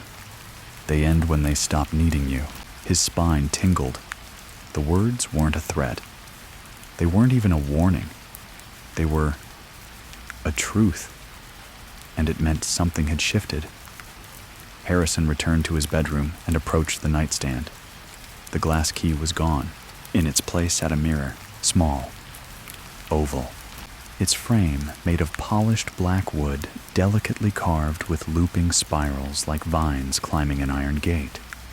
It hadn't been there the day before, and he knew better than to believe he'd misplaced anything. The mirror was cool to the touch. He turned it over. A message was etched faintly into the back, only visible when the light caught it just right. Don't forget the others. He didn't need to ask what it meant. The room may have been done with him, but there were others. People he had touched, scarred, missed, ignored. Some were gone unreachable, but some were still here, breathing, living lives parallel to his, waiting for nothing more than a moment of sincerity to shift their course. That morning he made a list, not long, 5 names, people whose eyes he'd avoided, whose calls he'd let ring out, who had once meant something, and could again. He started with Anna, his cousin. They'd grown up like siblings, laughed at the same ghost stories, fought over the same candy, cried together at their grandmother's funeral. But after his mother's decline, after his own spiral, he'd pulled away. She had tried. Called, wrote, even showed up once. He never answered the door. Told himself she wouldn't understand, that she couldn't help. But now he saw she hadn't needed to fix anything. She had just wanted to stay. He found her number in an old email, typed out a message, deleted it, typed again. This time only 3 words, "Can we talk?" He hit send and waited. Minutes passed. Then the phone buzzed once. A reply. Yes, anytime. He stared at the screen, the words blurring not from fading ink, but from tears he didn't try to stop. It was starting again. Not the haunting, the healing. And as he glanced back at the mirror on the nightstand, he saw no figure in its reflection, just himself. But behind his image, faint and flickering, was a hallway of light, and many, many doors. The cafe was quiet, nestled between an antique bookstore and a florist's shop, whose scent seeped into the morning air like old perfume. Harrison arrived early. He hadn't worn anything special, just a navy sweater and worn jeans, but he felt like he'd stepped into a ceremony. Not one of grandeur, but of weight. The door chimed softly as he entered. The barista nodded, familiar but distant. He ordered a black coffee and sat at a small table near the window, where the light could find him, where he couldn't hide in shadows, even if he tried. Anna arrived 6 minutes later, bundled in a tan coat, eyes scanning until they found his. There was no hesitation in her steps, no guarded posture. Just a quiet, deliberate walk to the chair across from him. When she sat down, she didn't speak right away. Neither did he. And somehow that silence wasn't uncomfortable. It was shared. Earned. Like 2 people catching their breath after walking parallel paths in different forests. She was the first to break it. When I saw your message, I thought maybe you sent it by mistake. He gave a soft chuckle. I almost didn't send it. She looked at him closely, her face older than when he'd last truly looked, but not aged. Weathered, softer around the edges. You look clearer, she said. He nodded. I went somewhere. Where? He paused. Not because he didn't know how to explain, but because the explanation didn't matter. A place I was avoiding. She leaned forward slightly. Is it over? He considered the question. The room, the mirror, the voices, the keys. No. But it's quiet now. She smiled, not with joy, but with something better, relief. They talked for nearly 2 hours. Not all about the past. Some about childhood. Some about books. Some about nothing. The rhythm between them was tentative at first, like learning to walk again, but it smoothed over time. By the end, when she reached out and placed her hand gently over his, it didn't feel like an apology or a pardon. It felt like a reconnection. The bridge rebuilt, not from guilt, but from choice. As they left the cafe, Harrison turned briefly and caught their reflection in the window. For a split second, he thought he saw someone standing behind them inside the cafe. A figure blurred and indistinct, a flicker of something old. But when he turned around, the cafe was empty. Just chairs, just quiet. He didn't look back again. Later that night, back in his apartment, the mirror on the nightstand shimmered faintly. A new inscription had appeared on the back, soft and silver in the dim lamplight. One door closed, another waits. He didn't feel dread. He felt ready. He sat on the edge of the bed, the list in his journal open beside him. One name now crossed out, 4 to go. He ran his finger down the page until it stopped on the next. Mason Bell. They hadn't spoken in 5 years. Not since the night they argued in a hospital corridor, voices low but violent, accusing each other of selfishness and cowardice. Mason had been his closest friend, his only real friend during the worst of it. But Harrison had walked away. Now he wrote a single sentence under Mason's name. He stayed when I couldn't. The glass key glowed faintly. A door would open again, and he would walk through it. Mason's number was still saved in his phone. Harrison stared at it for a long time, before pressing call, his thumb hovering, then committing. It rang twice, then 3 times. Then click. Hello. The voice hadn't changed. Harrison's breath caught not from fear, but from the sudden collapse of years into a single moment. He swallowed. It's me. A pause. I know. The silence after that felt like a hallway with too many locked doors. I was thinking about you, Harrison said. About that night. Another pause. Longer. You left, Mason replied, matter of fact. Not cruel, not bitter. Just honest. I did, Harrison admitted.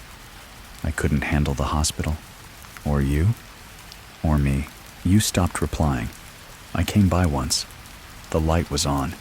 You didn't answer. I was inside, Harrison said quietly. I just couldn't face you. This time Mason said nothing. But Harrison waited.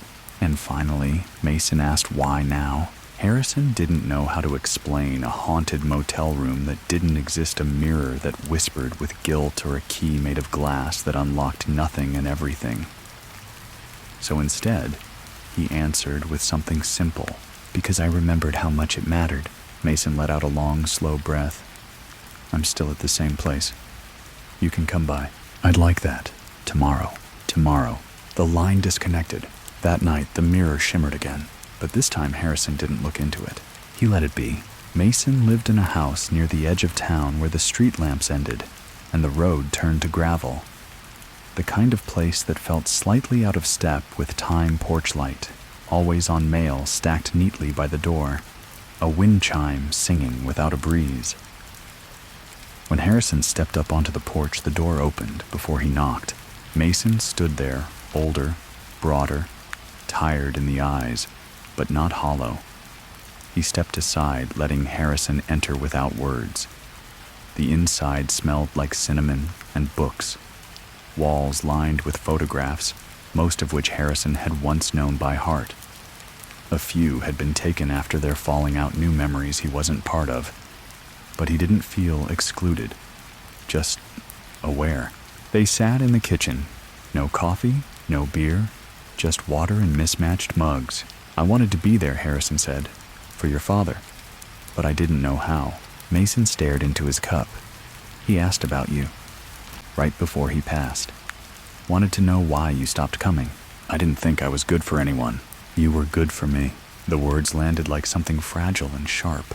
I'm sorry, Harrison said, for all of it. Mason looked at him, the weight in his eyes not lifting but shifting. I'm still mad, he said. I know, but I'm also glad you're here. Harrison nodded.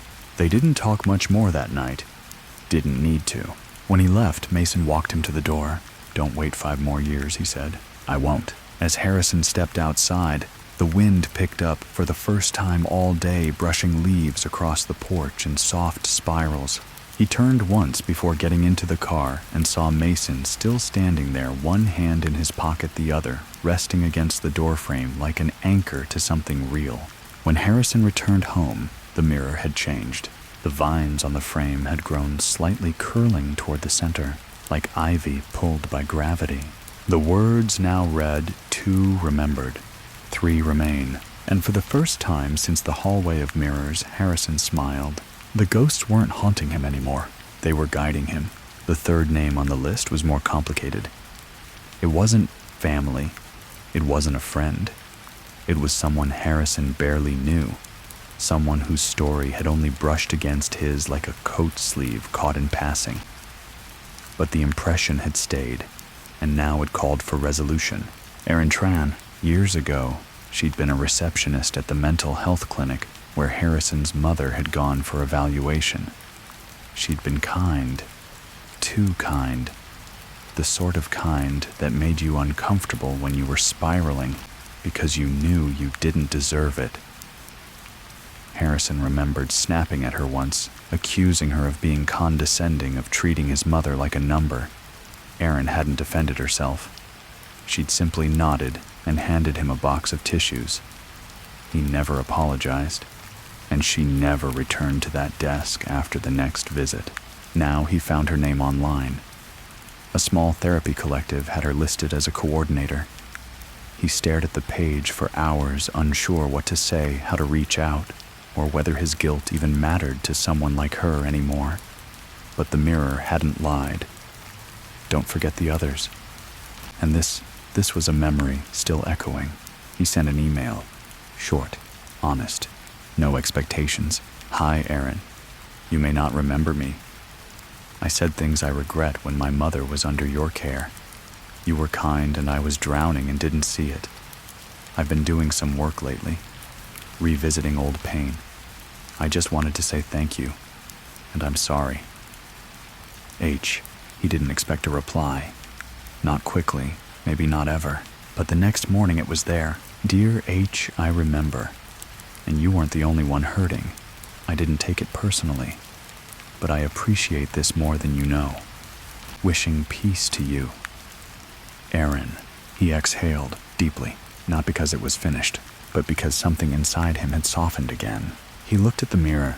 The vines had twisted further inward, now curling toward a dim glow forming at the center of the glass, soft as starlight seen through smoke.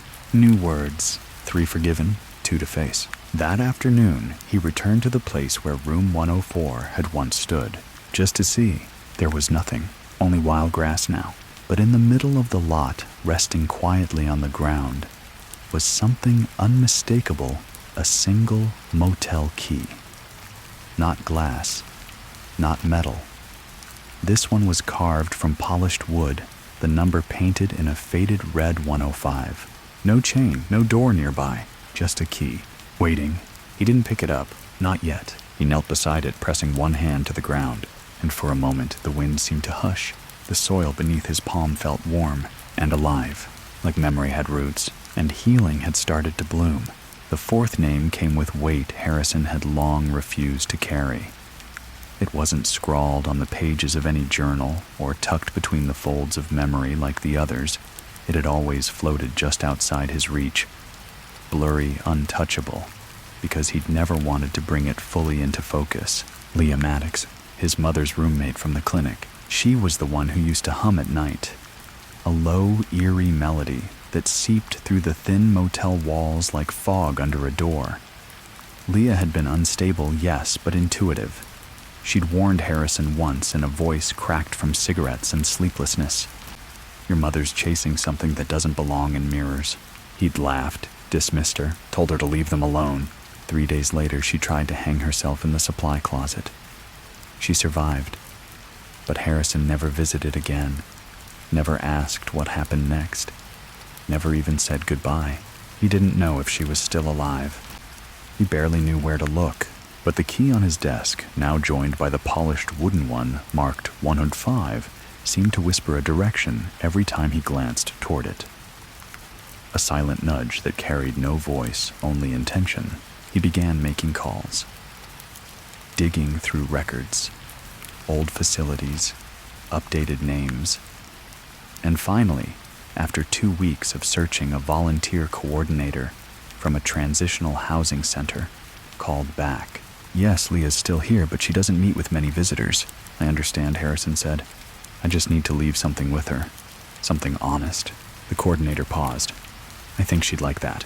2 days later, Harrison stood outside the small red brick building tucked between a shuttered laundromat and a quiet church. The sky was pale with winter light, the air sharp enough to sting. But Harrison's hands didn't shake. He handed the sealed envelope to the receptionist, who nodded with quiet understanding. Inside the letter he wrote, "Leah, I was wrong to treat you like a symptom instead of a person. I was afraid, and I wore that fear like armor. But you saw something none of us wanted to admit.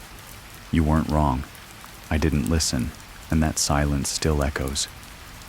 I hope you found peace in the places I refused to look." H. No reply came. Not immediately, not for weeks. But one afternoon, as the clouds stretched low and gray, a small package arrived in his mailbox. No return address. Inside, a cassette tape, unlabeled, and a note handwritten in a looping, childlike scrawl. "You're not the only one still listening." He played it, and there it was, the same humming from all those years ago. But this time it was steady, calm. It didn't haunt. It guided. A lullaby made of sorrow and forgiveness, carrying no demand but offering an invitation. "You don't have to run anymore." He placed the tape beside the mirror. The vines had now reached the edge of the glass, surrounding the glow at the center like a frame for something sacred. New words appeared. "Foreseen, one remains." He turned the final page of his journal. No name was written, just a blank line, and yet Harrison knew exactly who it was for. Himself. The hardest part wasn't the apology. It wasn't finding the words or writing them down. It wasn't even naming the pain. The hardest part was sitting alone with no one else to forgive, no witness, no recipient, no reply, just Harrison facing himself in the quiet. After years of chasing ghosts and running from reflections, now there was no one left to confront but the man he had become in the aftermath. The silence felt different now. It didn't press on his chest. It didn't rattle in his ears. It stretched wide, still, and strange, like stepping into a room with no corners. That morning, he didn't make coffee, didn't check his phone. He walked to the mirror, which had stopped shimmering but had not gone dim. The vines were now fully closed around the light in the center, forming a complete circle, like an iris around a pupil. The glow pulsed faintly, as if it were breathing. The words had changed again. "The last door is always within." He stared at himself, not searching for something supernatural, not expecting a ghost or flickering shade. He looked only for the things he'd buried, the choices made in weakness, the pride that cloaked his fear, the grief that hardened into anger. And he began to speak, not aloud, not to the room, but inwardly to the boy he used to be, and the man who had grown around that boy like armor. "You did what you could," he thought. "You tried. And when you failed, you didn't stop trying. You loved her, even when it hurt, especially when it hurt. And you were scared. You were human, but you're still here. That means something." He reached toward the mirror, not to touch it, just to let his fingers hover in that space between flesh and glass. The glow responded, soft pulses, steady rhythm.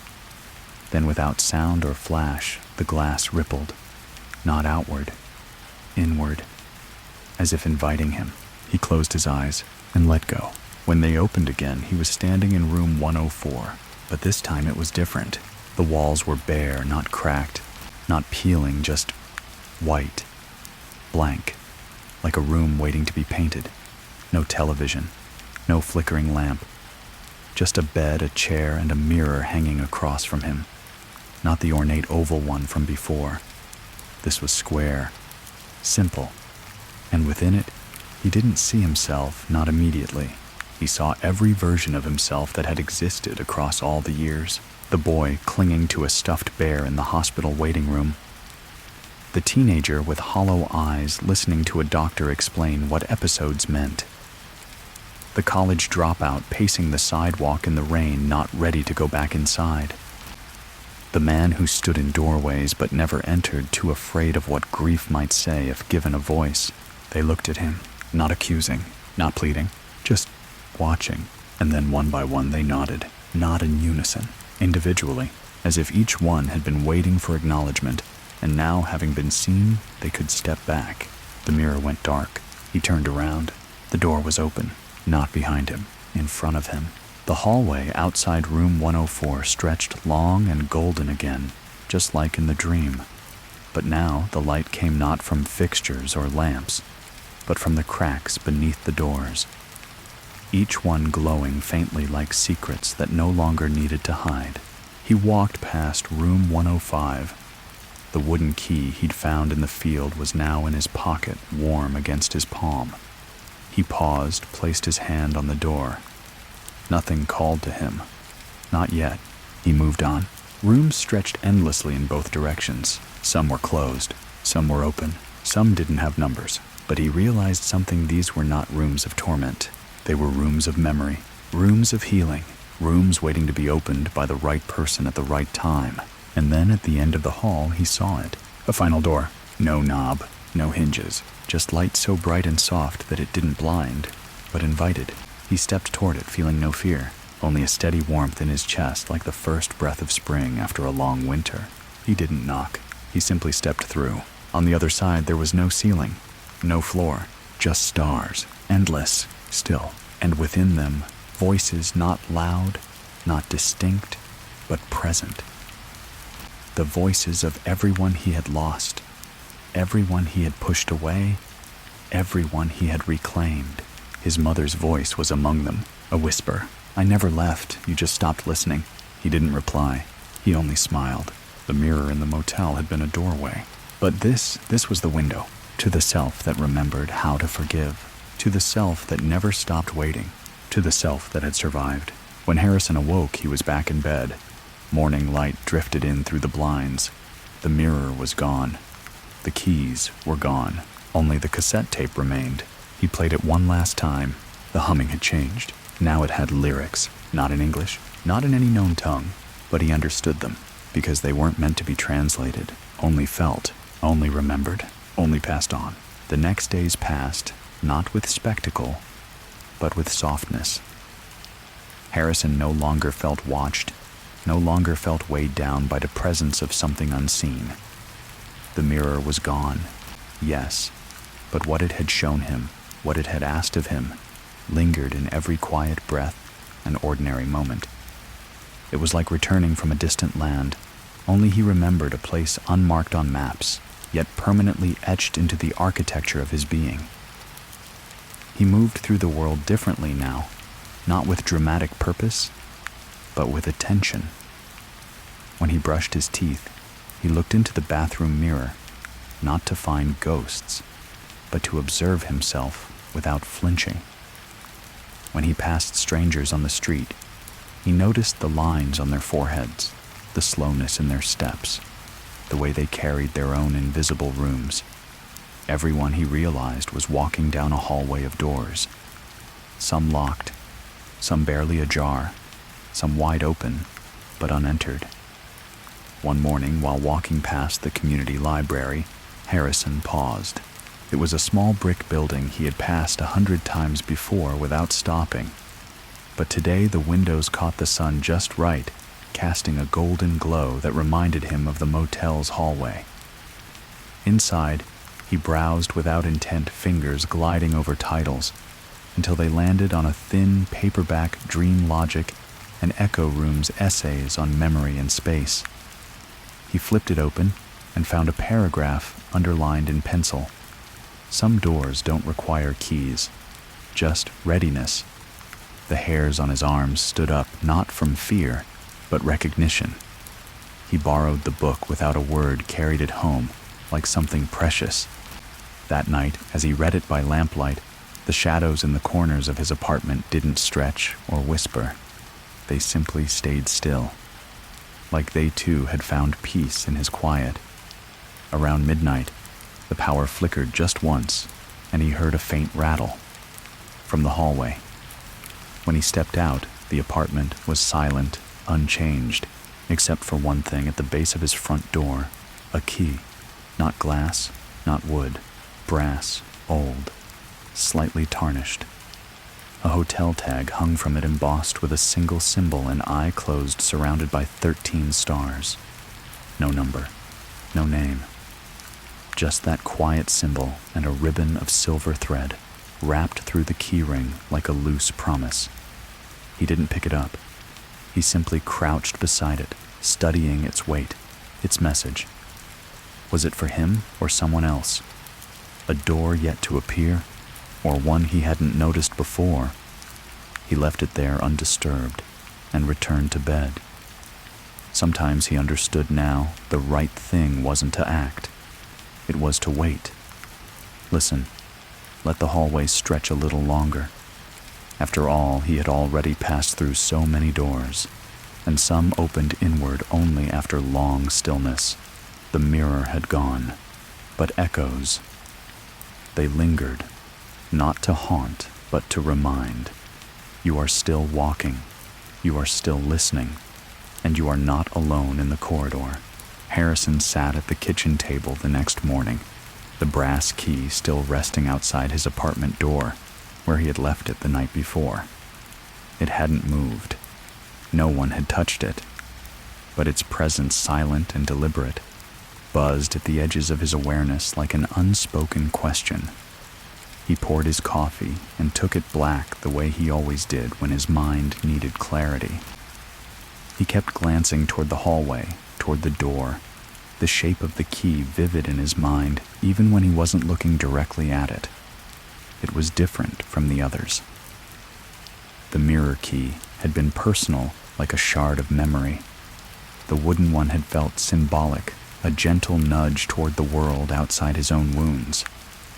But this one felt universal, ancient, not haunting, but solemn, as if it belonged to a story larger than his. He spent most of the day in a kind of inward drift. He read more of dream logic and echo rooms, marking passages that resonated in his chest before they even registered in his mind. Doors that don't exist until noticed, one line read.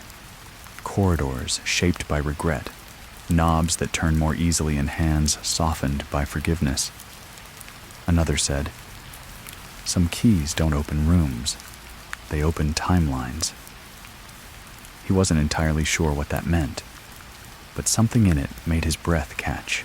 By late afternoon, curiosity overtook caution. Harrison returned to the hallway and picked up the brass key. It was heavier than he expected. Cold at first, then warming quickly in his palm, as if recognizing its new keeper. He turned it over. No words, no engraving, only the symbol, the closed eye surrounded by 13 stars, evenly spaced, like a clock frozen at midnight. He slipped it into his pocket, not out of readiness, but respect. If it belonged to a door, that door would reveal itself. He wouldn't go looking for it. Not this time. That night, sleep came slowly. Not because of fear, but because his mind kept circling questions he couldn't quite form. He didn't dream, not in the vivid way he once did with hallways and echoing footsteps. But he felt watched, not by malice, by memory. Something like the weight of ancestry, of others who had stood in front of similar doors and wondered the same impossible things. When he woke the next morning, something had changed. The light in his apartment felt warmer, softer, as if filtered through gauze. The walls looked farther away, and the mirror above his sink, the only one that remained in the apartment, had fogged despite no steam, no shower. He wiped it clean and paused. His reflection stared back, but there was something subtle beneath the surface, as though a second image lay just beyond the silver backing. Not another figure, not a shadow, a place. For a brief second, he saw what looked like a train station, old quiet, drenched in amber light. Dust floated in air, unmoving. And then it was gone. He stepped back, breathing steady, heart not racing but aware. Later that day, walking past the edge of town, he came across something he hadn't noticed before. An alleyway, narrow, between two closed-down buildings. It had always been there, probably. But today it looked different. Not darker, not ominous, just sharper in its contrast to the bright sidewalk.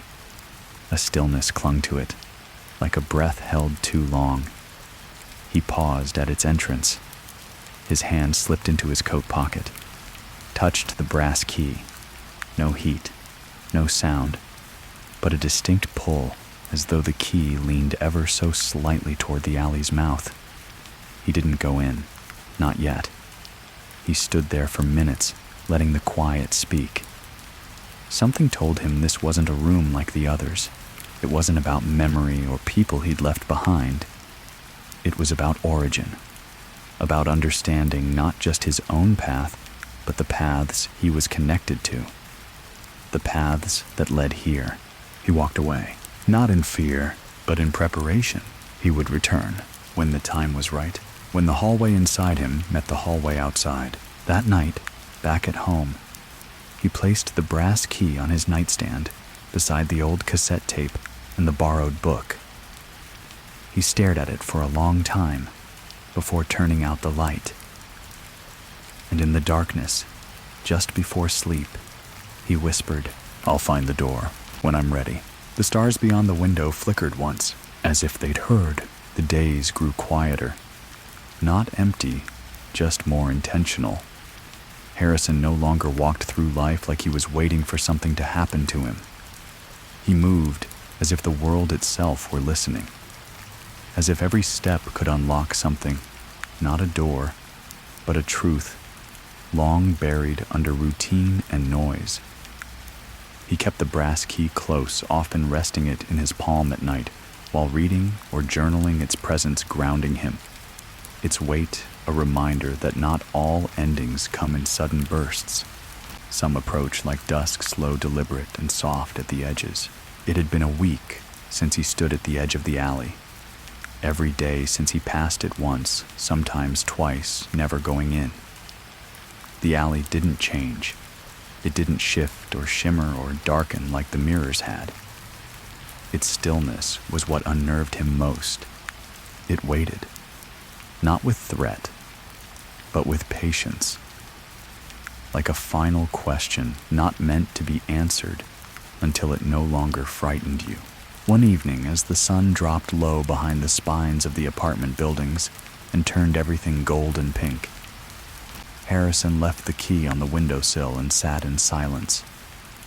He didn't need to carry it anymore to feel its pull. That night, he had another dream, not a vivid one, not like the hotel hallway or the mirror's reflections.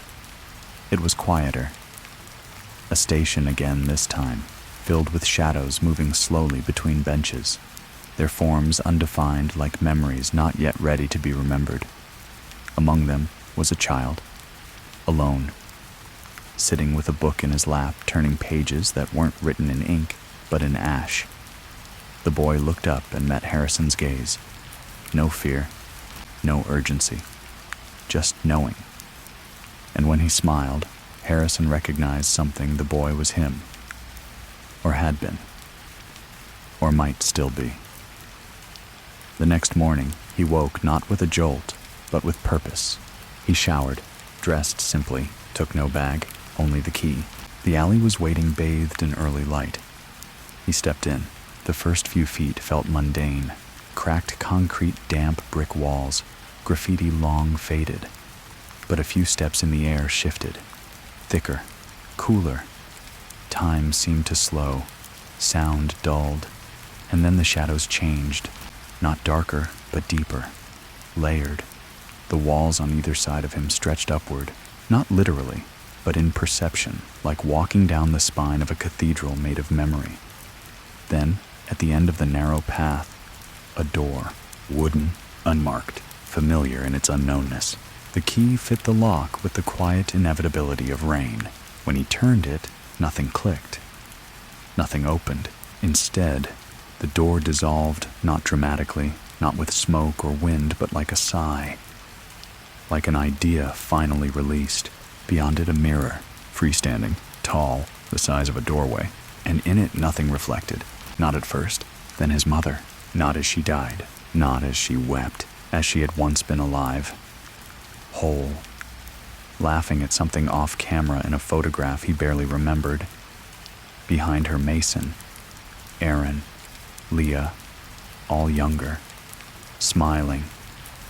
Not ghosts, memories made generous, versions of the people untouched by his guilt. Then the image shifted, and Harrison saw himself, not the broken man, not the child, but the whole, the self he might still become, if he continued walking, if he continued listening, if he forgave the last person who needed it most. The mirror shimmered. Words appeared across the glass, glowing gently, pulsing with certainty. The final door is you. And then the mirror fractured, not broken, not violent. It opened. Harrison stepped through. Into nothing. Into everything. Into peace. There was no floor beneath him. No ceiling above. Harrison drifted in a space that didn't seem to exist. And yet, it held him with all the softness of memory. Not the kind of memory that grabs you by the throat, but the kind that lingers just behind your thoughts, gentle and humming with warmth.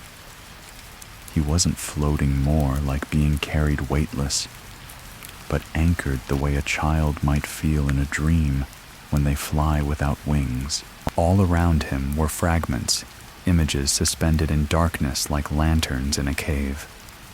There was his mother at the kitchen table, quietly shelling peas while a record played somewhere in the background. There was Mason, laughing with a bottle of soda in hand back in college, before everything went wrong. There was Leah sketching something in the margins of a newspaper, her head tilted with quiet focus.